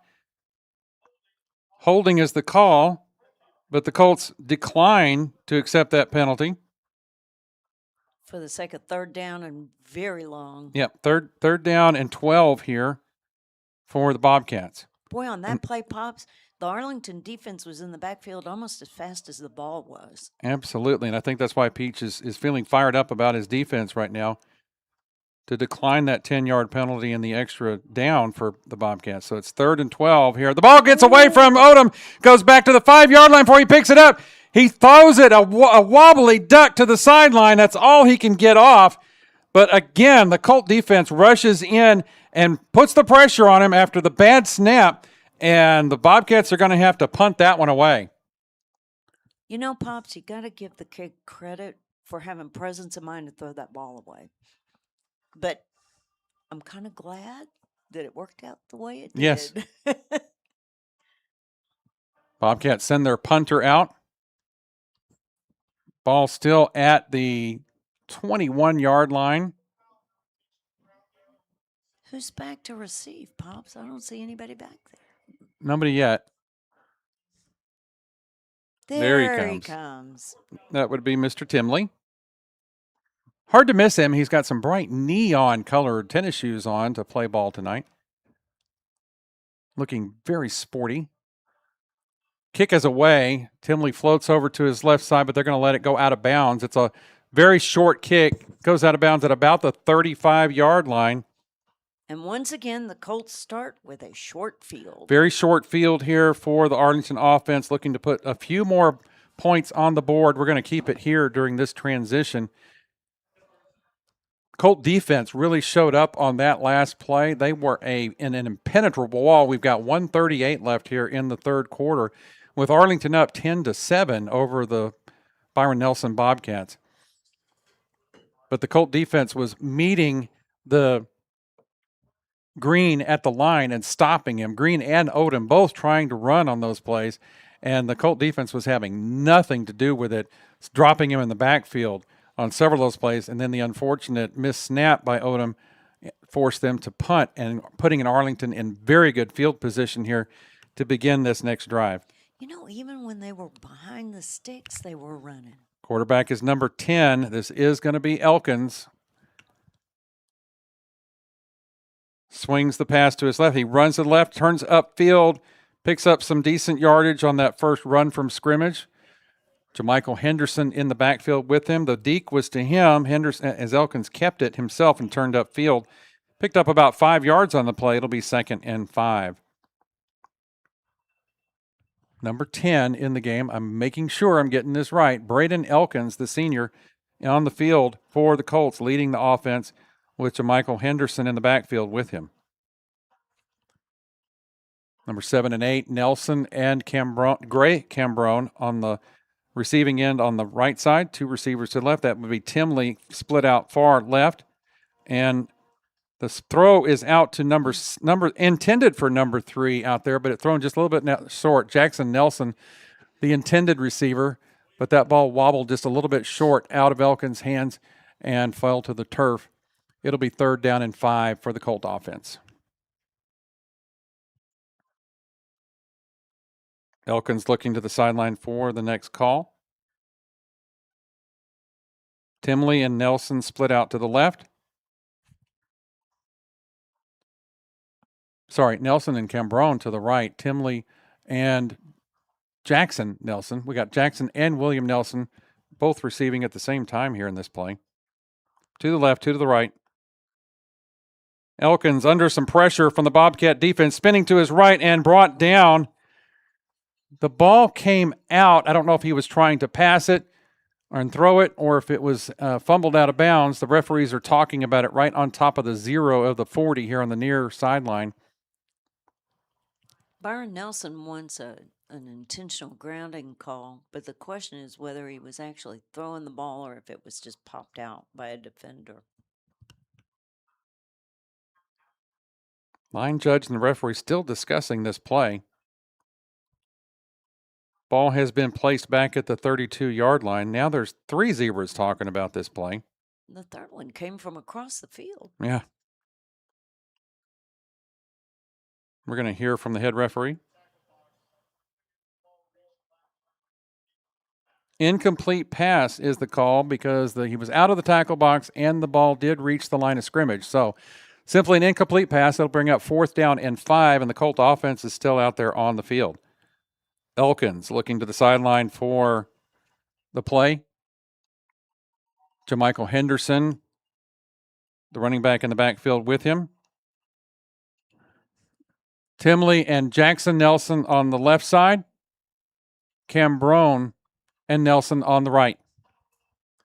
2 receivers left, 2 receivers right. And there's a timeout called by the Colts. Little confusion on the field. We'll step aside and take a break while they get it sorted out. This is High School Football on Zap, presented by John Wade Roofing. We'll be right back. Whenever a plumbing problem hits your home, experience matters.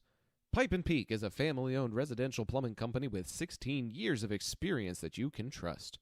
They handle everything from yard leaks and slab leaks to tunnel work, and they're specialists in replacing old cast iron pipe. No job is too big or too small, and their pricing stays competitive. If you're seeing signs of aging pipes, now's the time to act.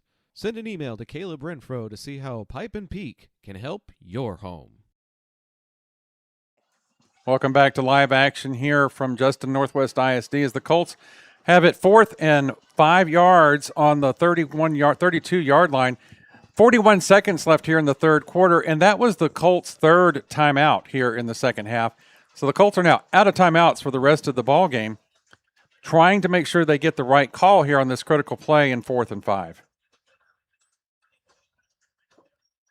Scoreboard urging their fans to make some noise here, encourage their own defense. The lights are now modulating again. This is a crazy thing that they do here.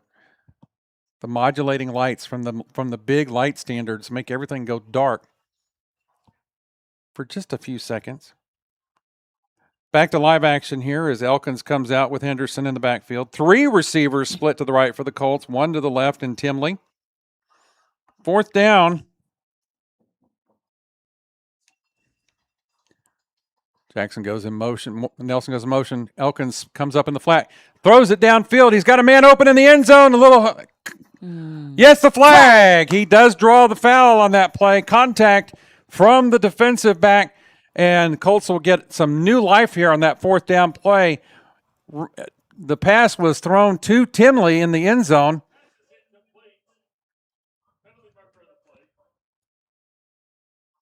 Referee was right on top of that play, saw the contact, and threw the flag.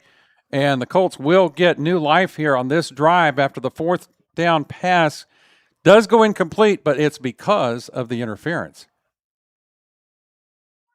That'll move the ball, the new line of scrimmage, up to the Byron Nelson 17-yard line. It'll be 1st and 10 for the Colts.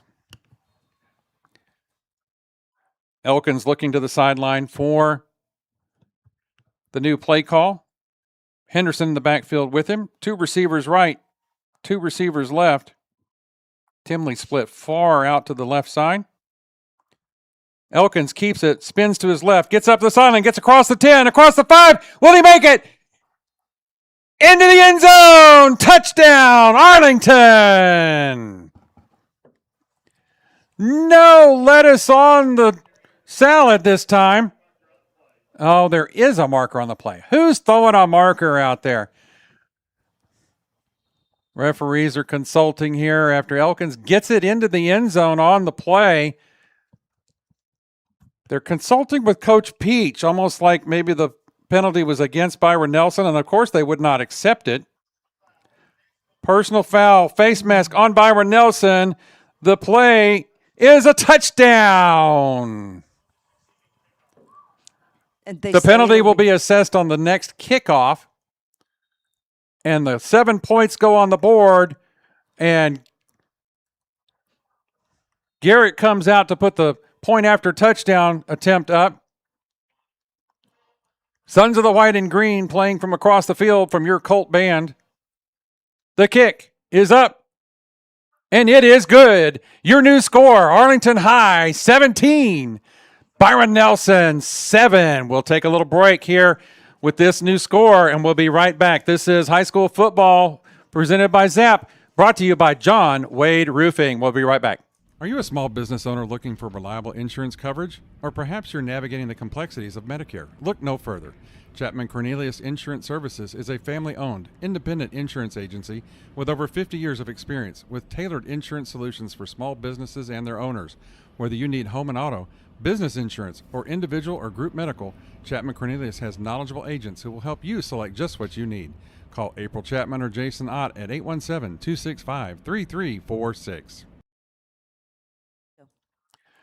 Back live after your Colts extend their lead. Arlington 17, Byron Nelson 7 with 26 seconds left here in the third quarter. Lots of action still to come, but your Colts really seem to have come out in the second half, having made some very good adjustments. The penalty from the personal foul on the Elkins run being assessed, and the ball will be actually kicked off from the Byron Nelson 45. I'll be looking for like a really high pooch kick that does not go to the end zone here, hopefully from Garrett, and really pin the Bobcats back here. Would be really putting Byron Nelson in a difficult spot based on how well the Colt defense played in that last series. We are seated in the end zone, not in the end zone, but that direction from where that just happened. And, you know, most of this half has been played right here in front of us. Good positioning after all. The kick is a little pooch. It does go into the end zone. Goes out of the end zone. So Byron Nelson will come back and take position at their 25-yard line, 1st and 10, with still 26 seconds left here in this third quarter. A full quarter of action to play here. So you got to keep your foot on the gas here if you're Arlington, and really pin your ears back on defense and keep the Byron Nelson Bobcats hold them at bay here for another full quarter here. Colt band playing the horse again to encourage their defense to play just as well as they did last time. Odom back on, leading his troops at quarterback. Number 2 in the backfield with him this time, McCavian Hill, the new running back. 2 receivers right, 2 receivers left. Looking to pass. He drops back in the pocket. Good pressure there.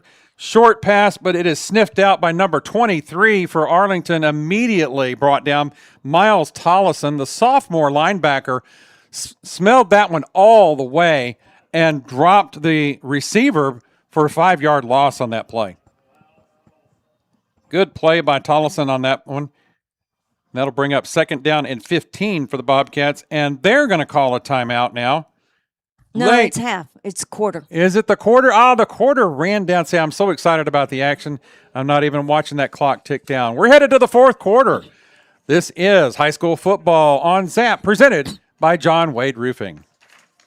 Taquería Taco Express es la taquería oficial de Zach Arnold Productions. Con un amplio y auténtico menú, satisface tus antojos o prepara tu próximo evento con nosotros. Visítanos todos los martes para disfrutar de Taco Tuesday con 5 tacos y un agua fresca por solo $10.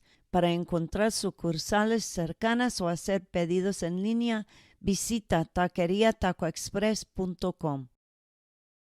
John Wade Roofing has been serving the Arlington area since 1982, but the Wade legacy runs much deeper in the city of Arlington.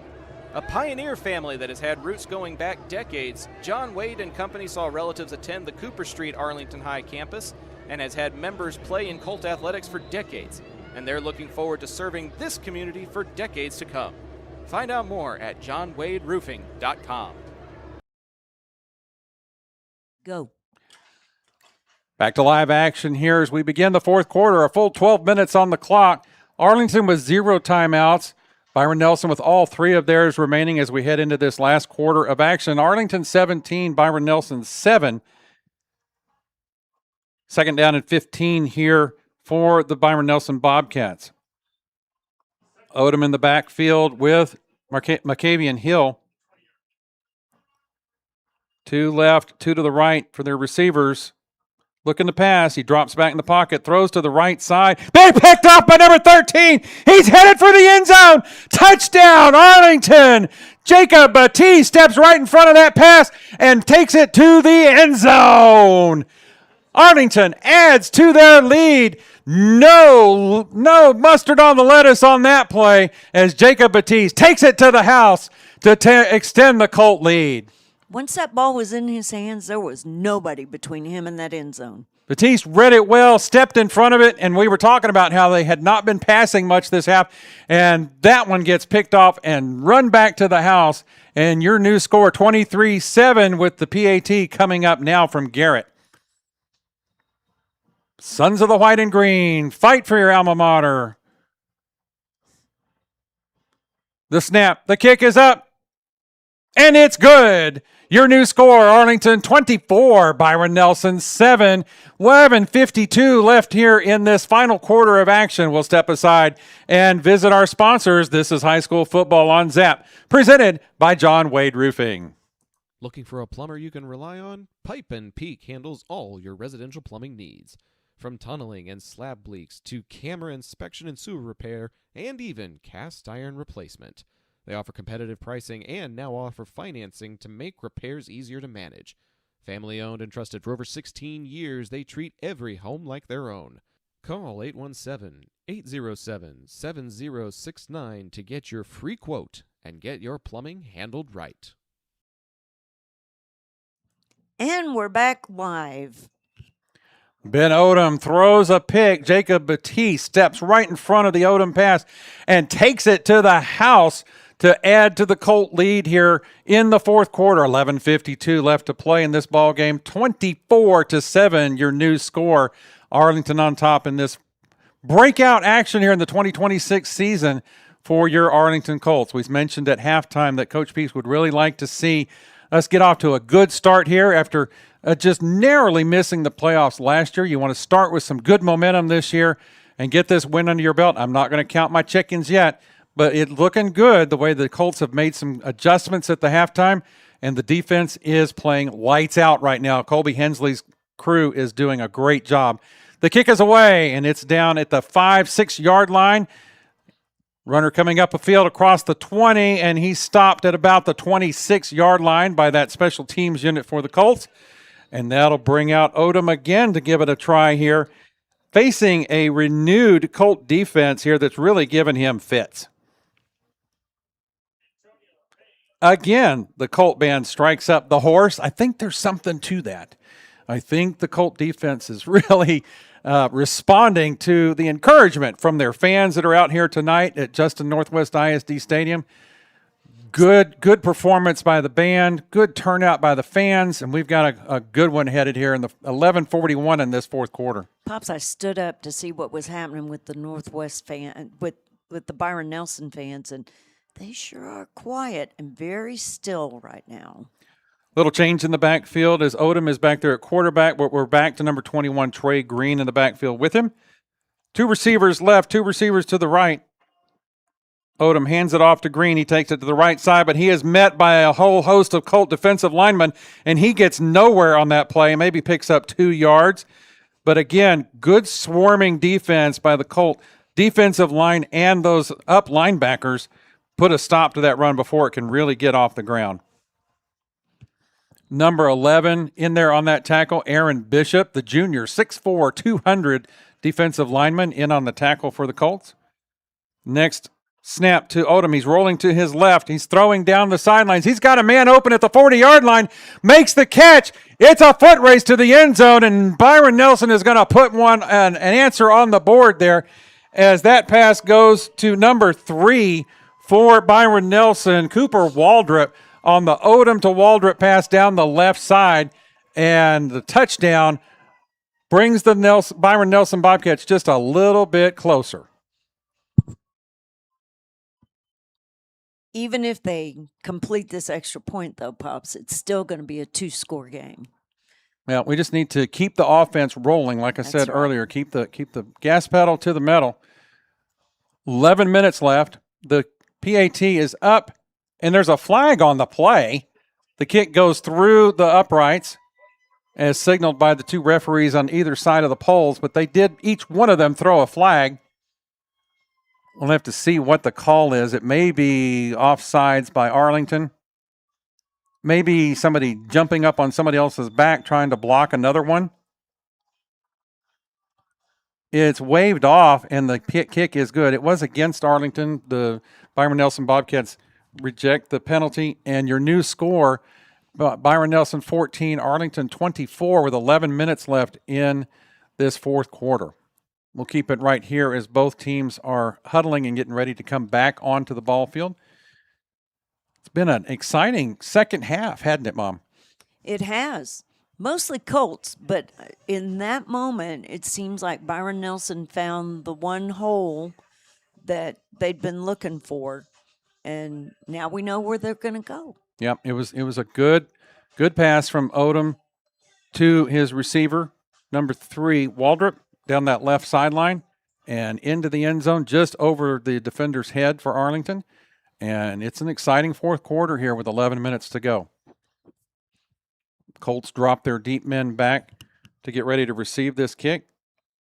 Timley on the near sideline here for the Colts. On the far side, number 7, William Nelson. The kick is a squib kick. That one it's an onside kick, and it goes out of bounds. Nobody got a hold of it, and it went out of bounds. Arlington will retain possession right at midfield, it looks like. Pretty close to it. Arlington's had very good field position here in the second half. Referee calls a 5-yard penalty on that kick. The line of scrimmage will be right at the Byron Nelson 49-yard line. I've heard that before. This is not the first time that the Colts have started on the Byron Nelson 49. Seems like we spent most of the time starting and or playing in their half of the field this half. And it's led to quite a few points for the Colt offense. Coming out to lead the team in this series, number 2, Kenan Cambrone. Number 2 at quarterback, with number 22, Henderson, in the backfield with him. 2 Colts split to the right. Timley to the left on the near side. I know him because of his shoes. Handoff to Henderson up the left side. Picks up a little bit of yardage, but then he gets stopped by the Byron Nelson defense and pushed back. He maybe picked up 1 yard on that play net. Good response by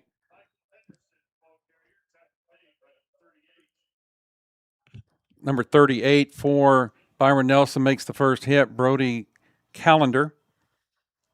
1 yard on the play. It'll be 2nd down and 9 for the Colt offense. Number 2, Cannon Cambrone, the junior quarterback, with Henderson in the backfield with him. Cambrone looking to pass to the right side. He gets tackled in the backfield by number 12. He held on to it just a little bit too long, and Will Myers for the Bobcats gets to him and brings him down for a loss. And there's a flag on the play in the area of holding. Let's see what the referee actually calls here. Coach Reel and Coach Peach are out there on the field. Referee coming closer to us here to give us the actual signal.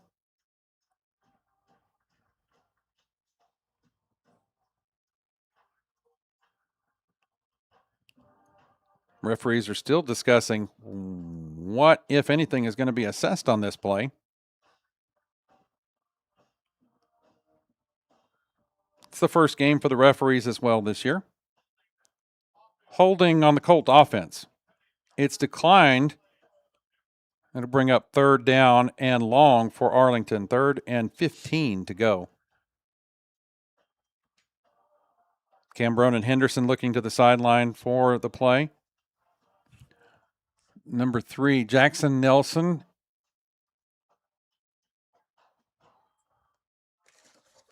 And Timley will be split to the left side. DeCorian Timley, the junior receiver for the Colts.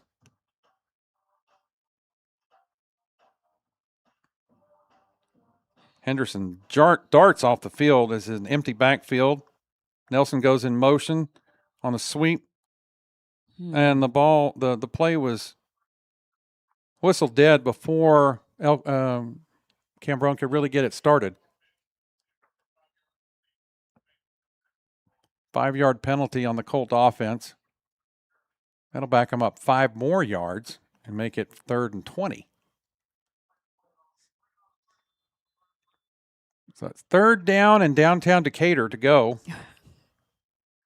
The Colts are moving right to left, south to north here at Northwest ISD Stadium. Cannon Cambrone looks for the sign for the new play call.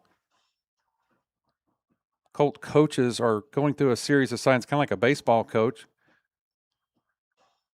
Oh. Quarterback steps up. Cannon Cambrone goes to run, gets across the 50-yard line to the 49, almost the original line of scrimmage before he's pushed out of bounds. But it's not. It's only about half enough needed for the first down, and the Colt punting unit's going to come on to kick this one away. We're going to put it in the hands of the defense here with 9 minutes and 9 seconds left in the 4th quarter. Colts ate up some good time on that play, but didn't get enough to get another first down there.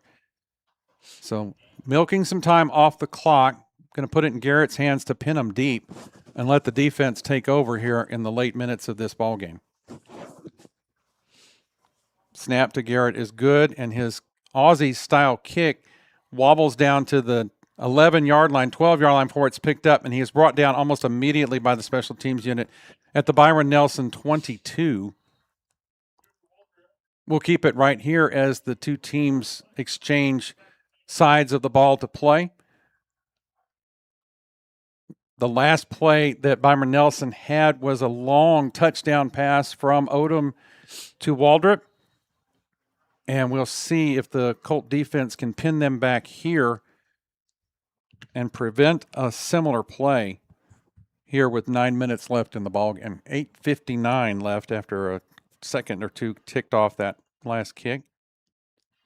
Odom is at quarterback. Number 3, Waldrop, is the running back with him in the backfield.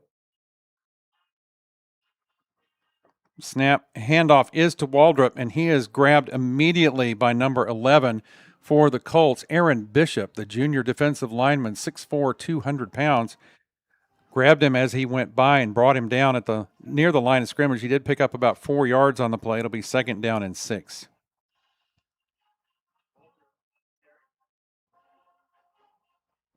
Trey Green back in the backfield with Odom. Man in motion. Odom's moving to his right in the pocket. Colts are closing in on him, putting some pressure, and he throws it out of bounds for a incomplete pass just to escape the pressure. Pressure being brought that time by number 33 and number 12 for Arlington, Luis Mendoza, and number 33, Josiah Garrett. No, it can't be Garrett. It has to be my eyes. Nathaniel Hill in on the pressure that caused Odom to roll to his right and throw it away. Eventually, it'll be 3rd down and 6 for the Bobcats.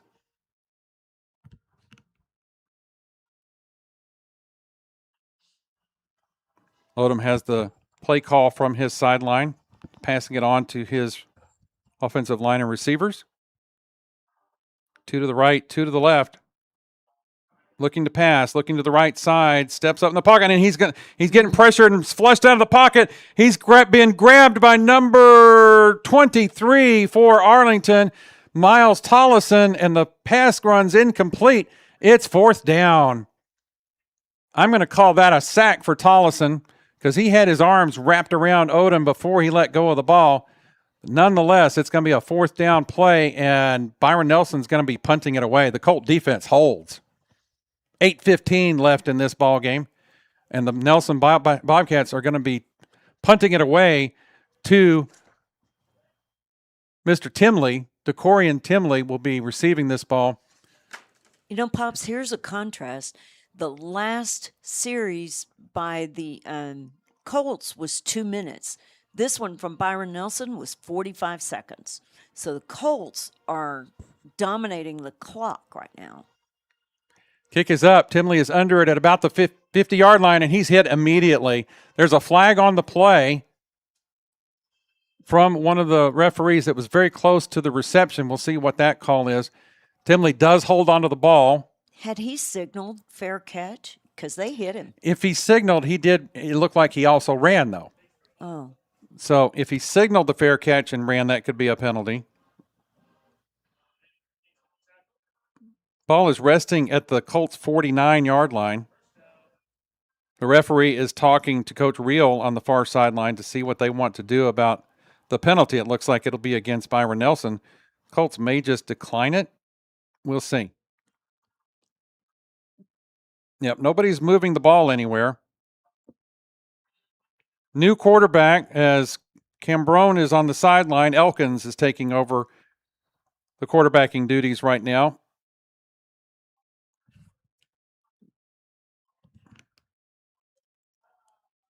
Colts are ready to line up for this next series. 2 receivers to the right, 1 to the left. Man goes in motion. Moore leads Elkins. Elkins gets across the 45, 40. He's breaking into the open field. 30, 25, 20. Elkins still on his feet, scrambling. 10-yard line before he's finally brought down at the 8-yard line. What a run by Elkins. He wasn't just running straight. He was dodging those tackles and doing some good footwork there. Senior Braden Elkins with an outstanding run on that play, dodging and weaving his way through the Bobcat secondary and takes it all the way down to the Bobcat 8-yard line. It'll be 1st down and 10 for your Colts. Elkins gets the play from his sideline. Moore in the backfield with him. 2 receivers to the right. DeCorian Timley to split out to the left. He's becoming one of my favorites, by the way. Elkins ready to snap the ball. Man in motion across the right side. Elkins to his right. Cuts up left. Gets up to the 5-yard line on that play before he's brought down. We're going to call it the 6. It'll be 1st down and 6 to go. I'm sorry, 2nd down and 6.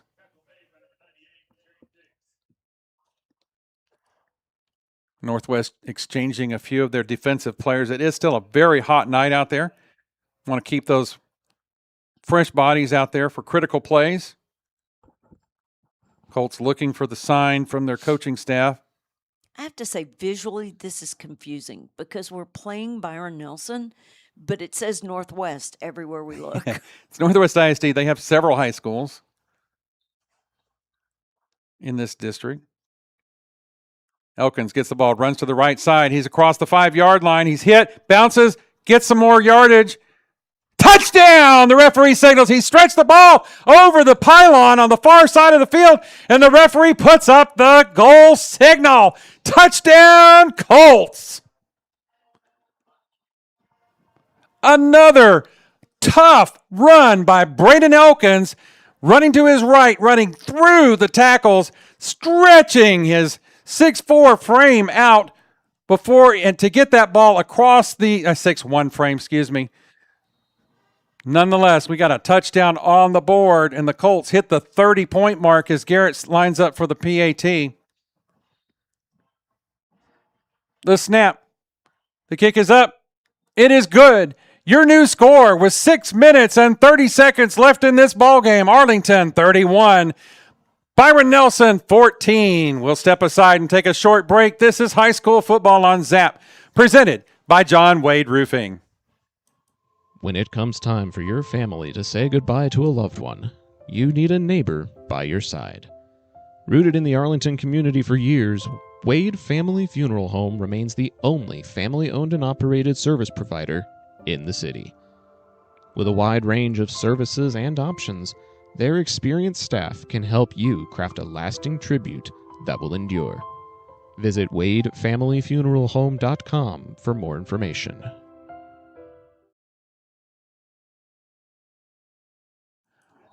Welcome back. Your new score with 6 minutes and 30 seconds left, 31-14 Arlington. We want to hear where you're from if you're listening in Colt Country tonight. Glad to have Decorian Timley's mama in the house tonight. Timley mama here, number 80. Baby, let's go Colts. Always glad to have the family on board tonight. And like I said, Decorian Timley is becoming one of my favorite exciting electric players for this Arlington offense, who just put another score on the board. With 6:30 left, Garrett kicks off to the Bobcats. It goes towards the sideline, and it's going to go out for a flag on that play. Little extracurricular activity at the middle of the field there. No flags flying for anything like that, and we're going to switch sides here, and we'll keep it right here.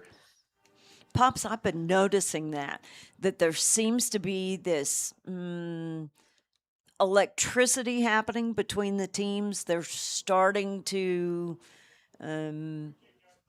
participate in those extracurriculars a little bit more. Little frustration may be coming out on the side of the Byron Nelson Bobcats. We'd like to remind you that this fourth quarter action, as we're midway through the quarter here, has been presented by John Wade Roofing, our title sponsor since we began, but they specifically are sponsoring this quarter of action. For all your roofing needs, plus gutters, painting, solar, and more, reach out to the family that does more by visiting johnwaderoofing.com.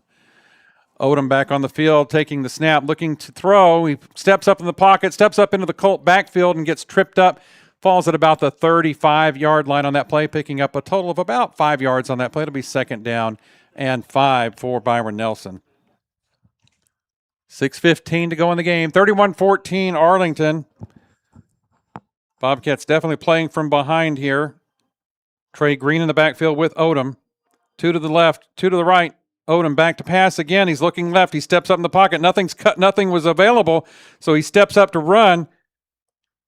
Good coverage by the Colts secondary, brought down by number 23, Miles Tollison, but he does pick up enough for the first down on that little run. But good coverage by the Colt defensive backs on that play. Odom had nowhere to go on that one.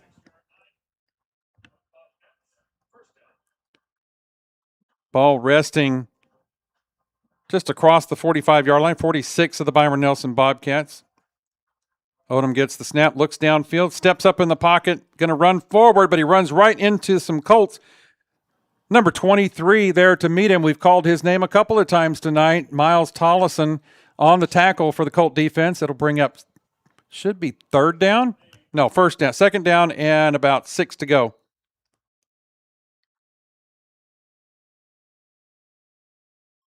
Odom in the backfield with Trey Green. 2 receivers left, 2 right. Odom looking to pass. Steps up in the pocket, lets it loose, throws it down the middle of the field, and it's broken up by the Colt defense, almost picked off by number 13, Jacob Batiste, who got the pick and the touchdown earlier in the second half. Jacob Batiste almost had him another one there, but it falls incomplete, and it'll bring up 3rd down and 6 for Nelson. Pops, we want to say hi to a faithful listener, Donna Nipper, who's listening from Biloxi, Mississippi. Donna, it's always good to have you here with us. Donna, a consistent listener to anything Colts on the Zach Arnold Network, and we appreciate her every time she tunes in. Odom with the snap. He's looking downfield again. He's scrambling out of the pocket. He's being pressured by the Colt defenders. He throws it down the field, and it is broken up. Pass is incomplete. No flag on the play, so the defender got there just in time, and that should bring up 4th down. Byron Nelson most likely going to go for it here because there's only 5 minutes and 8 seconds left in this ball game, and they need points. They don't need to be punting. The guys with the fancy electronic signs on the sidelines seem to be behind a little bit. I'm sure it's 4th down and 6. I think so, too. Scoreboard says 4th down. There goes There the it 4. goes. Ball is sitting right on the 49-yard line. A while ago, it was the guy with the yardage that was behind. Now it's the guy with the down. Odom and Green in the backfield. Odom looking to pass. He backs up in the pocket. He's feeling some pressure. Scrambles to his left. Big pressure from the defensive line. And he's picked off again. The Colts running it back to the end zone. Number 25. 5. Touchdown, Arlington. Number 25, DeMondre Glass on the pick on that wobbly Odom pass. And the Colts extend their lead here in the 4th quarter. And that was a special run to see from Newcastle, Australia with Owen Nelson. Thank you for tuning in with us tonight. I hope you're enjoying this. Australia, that's a new pin on the map for Zach Arnold Productions. That's sure really cool. is. This game is really going the Colts' way here in the second half. They have really poured with a 7-0 lead for Byron Nelson at kickoff at the second half. The Colts have put 37 points on the board to Byron Nelson's 7 on that long pass that they had. That's the only thing they've been able to put up. About to be 38. The PAT from Garrett is good, and your new score with 4:52 left in the 4th quarter. Arlington 38. Byron Nelson, 14. We'll step aside and take a celebratory break. This is high school football on ZAP, presented by John Wade Roofing. Oh, Pops, I'm behind. Looking for a plumber you can rely on? Pipe and Peak handles all your residential plumbing needs. From tunneling and slab bleaks to camera inspection and sewer repair, and even cast iron replacement. They offer competitive pricing and now offer financing to make repairs easier to manage. Family owned and trusted for over 16 years, they treat every home like their own. Call 817-807-7069 to get your free quote and get your plumbing handled right. Go. Welcome back to the final minutes of the 4th quarter here from Northwest ISD in Justin, Texas. Your new score with 4:52 left in the ball game. Arlington 38, Byron Nelson 14. Colts are still huddled up on the sideline getting ready to come back onto the field here. But what a performance from the Colt defense and the Colt offense. The Arlington High coaches figured something out at halftime and made some amazing adjustments that are really paying off here. Garrett lining up for the kickoff, too deep for for Byron Nelson here. You're right, Mom. Justin Northwest. It's all very confusing. I keep thinking, who are we playing? Yeah. The Bobcats.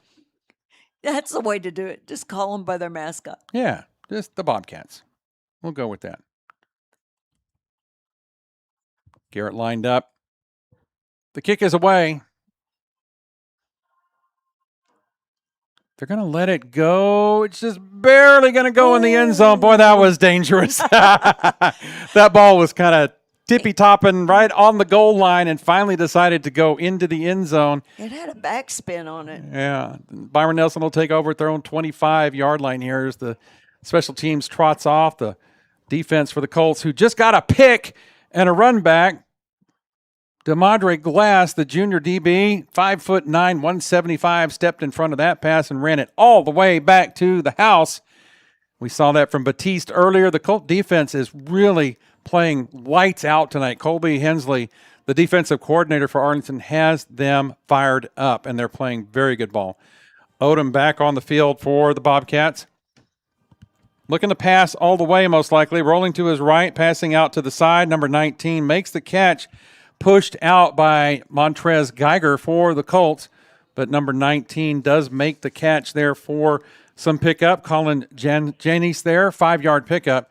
It'll be 2nd down and 5 for the Bobcats. I'd like to remind you that the post-game show presented by John Wade Roofing will be coming up at the conclusion of this ball game. Stay tuned for that. Odom with the snap, fake handoff to Green, rolling to his right, trying to run this one all the way, tackled by the Colt defense before he can pick up that first down. Hey, Pops, before I forget to say it, I see a familiar name in the chat. Cade Story is watching from Wichita Falls. Welcome, Cade. Glad to have you in the broadcast here this evening. Always glad to have some alum tuning in.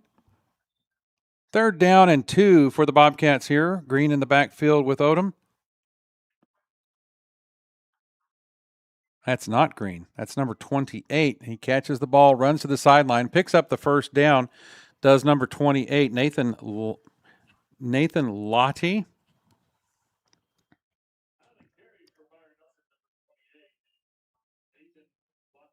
I said it right. The PA announcer.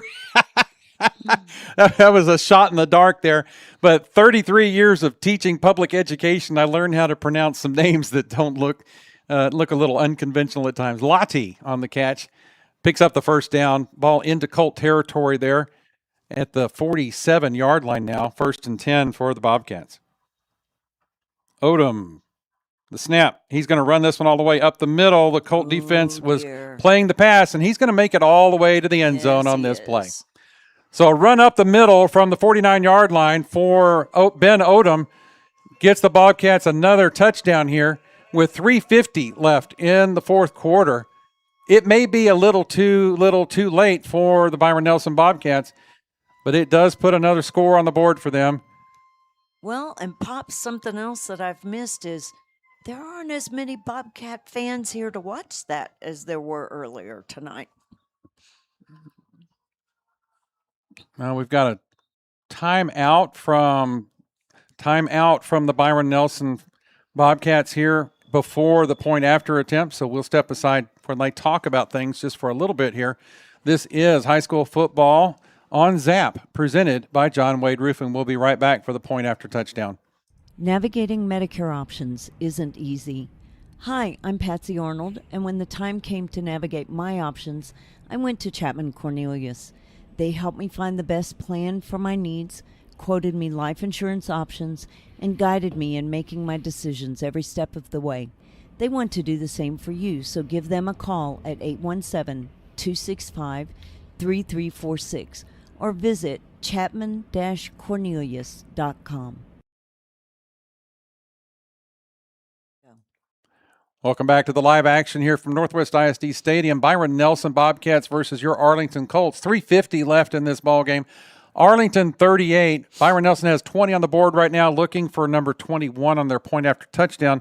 But they're talking about it right now. Coach Woodward called the timeout. Mentioned earlier in the game, I used to work with Zach Woodward. He was a colleague of mine at Mansfield Summit High School. He coached under Travis Pride there. And then when Travis Pride came to Byron Nelson, Woodward came with him, and he's been here ever since. Acted as the interim coach last year for Byron Nelson and named head coach this year. Good to see Zach Woodward furthering his career, but I'll be glad to see the Colts win this one. Ultimately, they are going for 2 on this play. They're lining up in what appears to be like a Wildcat type of offense. Rolling right is the number 5, and the pass is complete for the 2-point conversion. Number 5, Davis Hesters, lines up at the wild Bobcat position, and throws it complete to Tyson Diggs for the 2-point conversion. So your new score, Byron Nelson 22, Arlington 38 with 3:50 left in the ballgame. We'll step aside for a short break and be right back. This is high school football on Zap, presented by John Wade Roofing. Modern West Windows and Doors invites you to see the difference. Whether you need sliding doors, bay windows, or just need a more modern look, Modern West has options to fit both your style and budget. Stop by the showroom at 1211 6th Avenue in Fort Worth to see for yourself. or call 682-255-6094 for more information.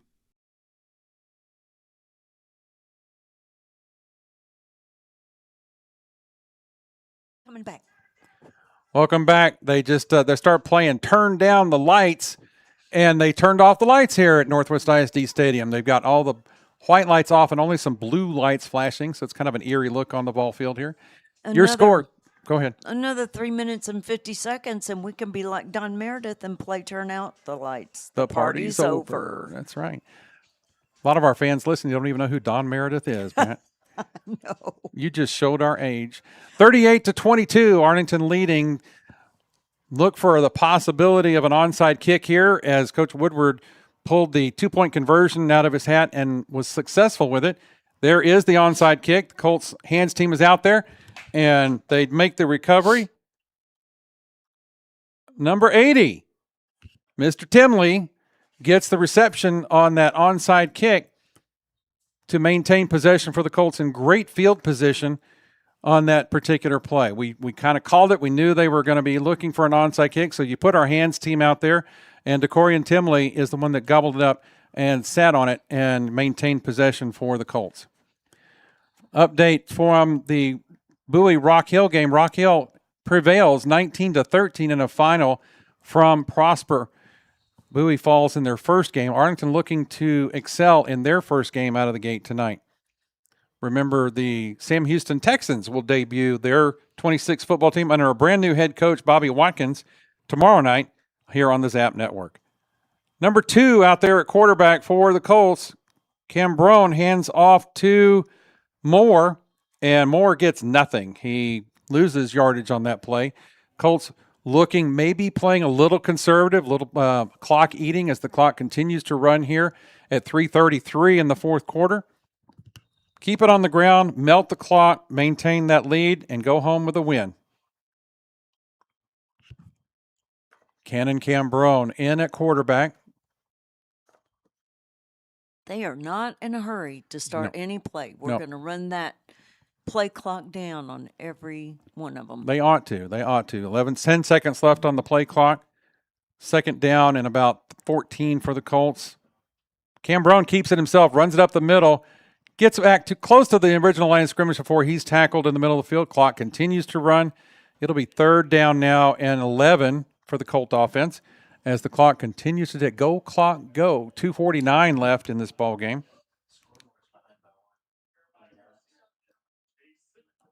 Colts looking to the sideline for the next play from their coaching staff. Coach Story and Coach Reel both signaling in plays on that far sideline. Coach Story looks like he's playing a violin right about now with his particular signal. Cambrone steps back out of line more on his left hip. One receiver to the right, Timley and Nelson to the left. Cambrone backs up to pass, gets out of a tackle, scrambles to the outside, across the 40, across the 45, near the 50-yard line. He'll pick up close to a first down, but be a little bit short. That's close to the original line of scrimmage. See the first sounds way down there. It's in the 47. Yeah. Fourth down and about 6 to go for the Colts. And somebody has called a timeout. It's not Arlington because they're out of timeouts. This is a timeout by Byron Nelson. So we'll step aside during this timeout and take one more short break here. 2 minutes. Oh, this is the 2-minute warning. That's what it is. The 2-minute warning is not a timeout, and we'll step aside for that. This is High School Football on Zap, presented by John Wade Roofing. Got a cleanup or construction project? Trinity Dumpsters makes cleanup easy with dependable roll-off rentals from 10 to 30 yards. You rent it, fill it, and we haul it away. Call or text 817-693-1302 or visit trinitydumpsters.com. Trinity Dumpsters. Rent. Fill. We haul.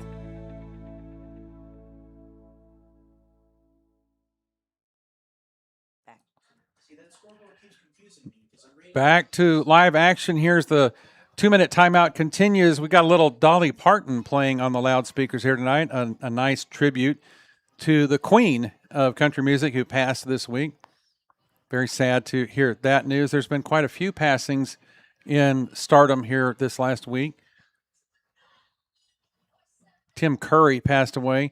A lot of people knew him from Rocky Horror Picture Show and Clue, but we know him from Muppet Treasure Island as one of our favorite depictions of Long John Silver. And what was the other show? Annie, the Carol Burnett version of Annie. Colts are going to go for it here on 4th down. 4th and 5. There's no kicker in that. Well, maybe that's Garrett back there at the 40. Sure enough, it's Garrett. He's going to kick it away. Ball makes it to a fair catch is made at about the 22-yard line. And they'll change positions on the field. We'll keep it right here. 1:52 left in this ball game here from Justin, Northwest ISD. I have one more. Coach Woodward meeting with his offensive unit on the near sideline, right about the 20-yard line, talking about what they want to do to try and claw back into this. But they may have run out of time here with the score at 38-22. Even if they got a full 8 points on the play with the extra 2-point extra conversion, that would take them up to 30. And then they'd still be a whole 8 points behind. They'd have to get two touchdowns and 2-point conversions in less than 2 minutes. Pops, they'd have to run a professional style 2-minute drill. Odom back. Oh, that's not Odom. That's going to be Hester out there for Byron Nelson. Number 5, Davis Hesters. Looking to pass, rolling to his right, throws it downfield. There's a man open, but he lands out of bounds on the play, and it's incomplete. Ball intended for number 3, Cooper Waldrop, the man who made the long pass and catch touchdown earlier in the half. But that pass from Hesters falls incomplete. I wonder what happened to Odom. That's what I'm wondering. Where's Ben Odom? Number 3 in the backfield, Cooper Waldrop with Hesters. Pops, they're going to throw and throw. Just like we saw them march it in that previous, before halftime, that series. They're going to throw this and throw it to stop that clock in between plays. One receiver goes in motion, 2 left, 2 right. Hester's back to pass. He's looking deep down the middle. Number 17 is in the position, but the ball is just a little bit short, intended for Gavin Tracer. But that ball was off target and falls harmlessly to the ground. It's 3rd down and 10 for the Bobcats.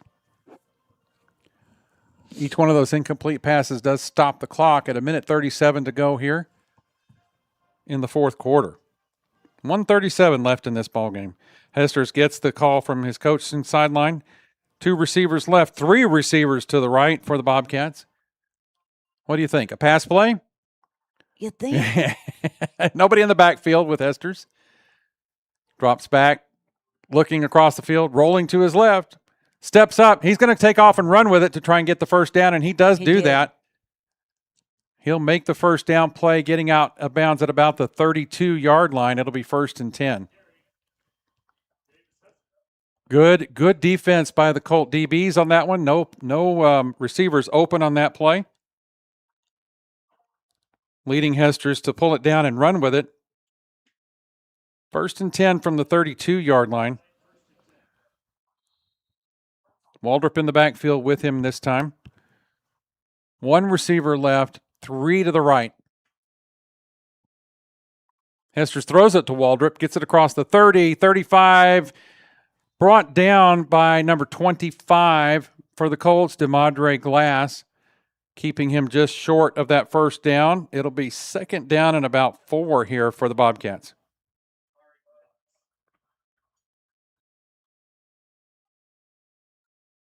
Hesters with the call and a hurry-up offensive scheme. Waldrop in the backfield with him. 3 receivers set, 2 left, 2 right. Well, Hesters gets up. He's rolling to his left. He's trying to stay behind the line of scrimmage, but finally runs, picks up a few more yards. Do not believe he made enough for the first down on that particular play before he's pushed out of bounds. Let's see where they mark him out. It'll be 3rd down and short. He did chase away the. Oh, no, they gave him the first down on that. Under a minute to play here. 49 seconds left in the ballgame. 38-22, Arlington leading. Byron Nelson doing what they can. Hester's alone in the backfield. 3 receivers to the right, 2 to the left. 1st and 10 from the 42. Maybe the 43. Hester's with the ball, looking to pass. Steps up in the pocket, throws it across the middle, and it's behind his intended receiver that time. Number 8, Brody Price, and the intended receiver on that play, and it's thrown behind and falls harmlessly to the ground, stopping the clock at 43 seconds left in this ball game. Pops, we've had a great night here on Zach Arnold Productions. We're right now at 117 listeners, and from anywhere from Australia to Cancun to Wichita Falls to locals, and of course our friend Donna in Biloxi, Mississippi. We've just really had a great night for our first appearance in the football season. Glad to have everybody on board for this one. Hester's with the ball, looking to throw it downfield. He hauls it across the middle. There is some men open. There's somebody else. The Colt is open. Number 12 for Arlington seals the deal. Luis Mendoza with the pick for the Arlington defense. 34 ticks left on the clock. And, folks, that will essentially do it for Byron Nelson. It's all over from Northwest ISD. 34 seconds left in the ball game. Colt offense will take over at the 20-yard line. And, oh, my goodness, Colby Hensley has his defense playing lights out here. Let's see them turn the lights out here again here at Northwest ISD and just flash them blue lights again. Not going to do it. Colt defense is turning them out for you.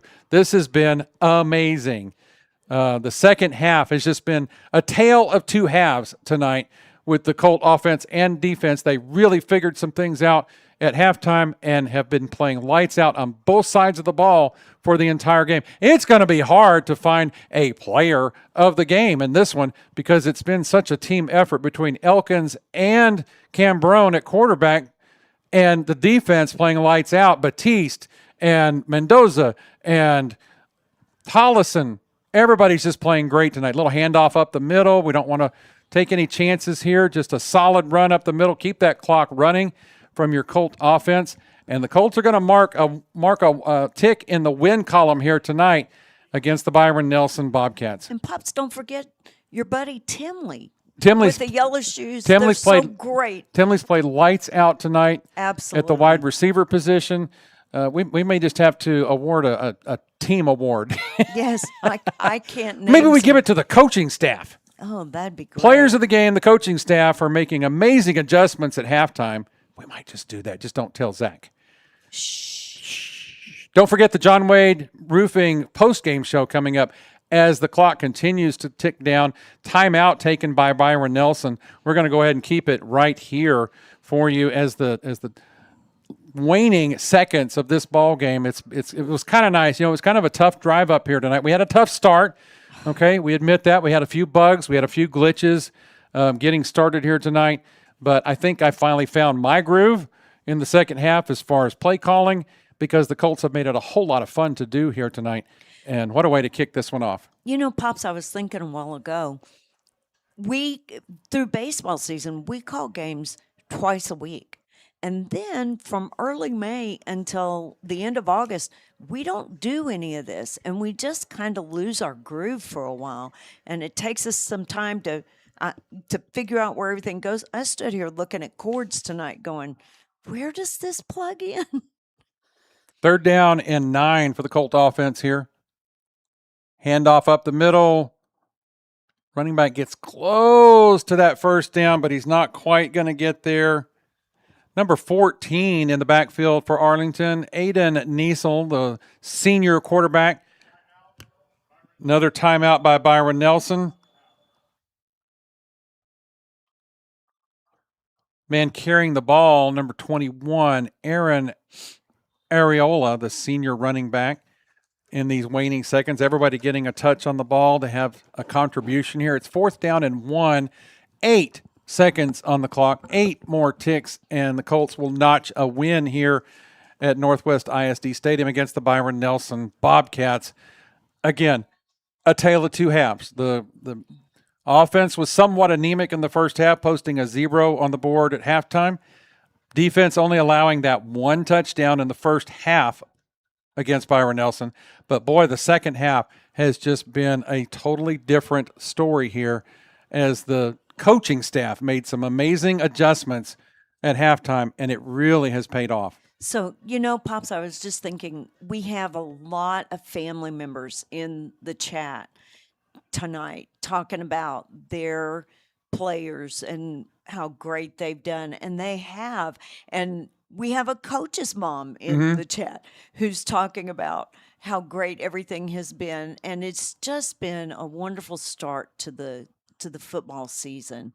And just like that last pass thrown away by the Aiden Niesel, and the seconds click off the clock. It's a final from Northwest ISD. Arlington High School 38, Byron Nelson Bobcats 22. Your Colts notched the first win of the 2026 campaign. We will step aside for one more commercial as we lead into the postgame show presented by John Wade Roofing as the teams line up and shake hands. We'll be right back after this. Navigating Medicare options isn't easy. Hi, I'm Patsy Arnold, and when the time came to navigate my options, I went to Chapman Cornelius. They helped me find the best plan for my needs, quoted me life insurance options, and guided me in making my decisions every step of the way. They want to do the same for you, so give them a call at 817-265-3346 or visit chapman-cornelius.com. Okay, go. Welcome back to the John Wade celebratory postgame show from Northwest ISD Stadium. Your Arlington Colts win the first game of the 2026 campaign, 38-22 over Byron Nelson. The postgame show is presented by John Wade Roofing. The Wade family is celebrating 45 years of serving the Arlington area and 5 years of partnering with ZAP. Get MVP treatment from a former football MVP and his all-star family. John Sr. was the MVP for Arlington in 1976, and John Jr. carried that legacy into his playing career in the 90s. Their family has served the community for generations and wants to help your family the next time you have a roofing need. Call 817-265-5520 to find out more. The John Wade Roofing postgame show, boy, there's a lot to talk about here in this second half. I'm pulling up the statistics from the Dallas Morning News. And if I go back to the end of the first half, Arlington had a total of 59 yards total. By the end of the game, 264 total yards from your Arlington Colts. 13 first downs, 8 of 16 from the combo quarterbacks. Rushing was 200 of that yards. 200 of the 264 was rushing. And so just a really good combo effort between Henderson and Moore, and not just those two, Cambrone and Elkins, because those are some dual threat quarterbacks, and we saw that happen tonight here at Northwest ISD as those two guys made some great plays with their feet. Cannon Cambrone went 6 for 8 on the night. Braden Elkins went 2 for 7 with the completions tonight, but they used more of their feet tonight than they did anything else. Braden Elkins had 11 attempts for 150 yards. Cannon Cambrone had 14 running attempts with 41 yards on the night. Just a tremendous effort from those two players. Receiving, Gray Cambrone, 43 yards. DeCorian Timley, 15 yards added. Henderson receiving for 6. So it was an all-out team effort tonight, and I'm just very impressed with both the offense and the defense here tonight in the ball game. But you know, Mom, we were talking a little bit earlier about a player of the game, and I know they're not players, but oh my goodness, did they make some amazing halftime adjustments. And I know it's unorthodox, but I want to name the player of the game, the Arlington coaching staff, Coach Scott Peach, Coach Colby Hensley, Coach Philip Nelson, and Chris Reel, Tim Story, all the guys out there on that coaching staff made some great adjustments at halftime and really got the boys clicking. And the unsung heroes, the guys who are in the booth a few booths down from us, the ones that sit up here and watch everything unfold and relay that information down to the sidelines. Yeah, you're right. The guys in the eyes in the sky as the Colt band is playing the alma mater on the other side, and the Colts are lined up singing along with them. It's just been a good night for football. Good way to kick off the 2026 season. The scoreboard report brought to us by the Dallas Morning News, but it was presented and sponsored by Pipe and Peak Plumbing. Call Caleb Renfro if you need a cast iron replacement specialist. Call him at 817-807-7069, serving Arlington for over 16 years. The game on the Zap Network over in Prosper came up short for the Bowie Volunteers. They dropped their first game tonight. Arlington won their first game tomorrow night on the Zap Network. Sam Houston High School with their new coach, Bobby Watkins, coming over from the Plano area, will be playing Plano North Mesquite tomorrow night at Choctaw. And so we're very, very excited to be presenting some Sam Houston Texan football tomorrow night and play some Friday Night Lights for the first time this season. Kind of unusual to start off the season on a Thursday night with 2 ball games going, but we were glad to be able to present this to you. We want to thank our staff with us tonight, Alex and John Ethan, on the camera and the scoreboard, the scorebug tonight. We hope you like the new scoreboard feature. We are working on a time clock, but the time clock is expensive. And so we do our best to keep you up with the time left in each quarter as we go out through the game. Mom, do you have any final thoughts on this ball game tonight before we toss it to the lights out people here at Northwest ISD? It was a great opportunity to see what the Colts are capable of doing, and watching those adjustments happen at the halftime, and just enjoyable. And for us personally, we really relaxed into the evening and were able to enjoy what we were doing as the evening progressed. And that's good for us. It's good for Zap. It's good for the fans. All right. Arlington High's next football game will be Friday, September 4th against Northwest Eaton. It'll be home at UTA at 7 o'clock on the 4th of September. So join us live if you can, or tune in on the Zap Network. We'll be bringing that one to you as well. So we're going to turn out the lights here at Northwest ISD. For all of us at Zach Arnold Productions, we thank you for supporting local football and all the local businesses that support Zach Arnold Productions by tuning in to tonight's broadcast. Until next time, have a great night, a super weekend, and a safe drive home. Good night, folks.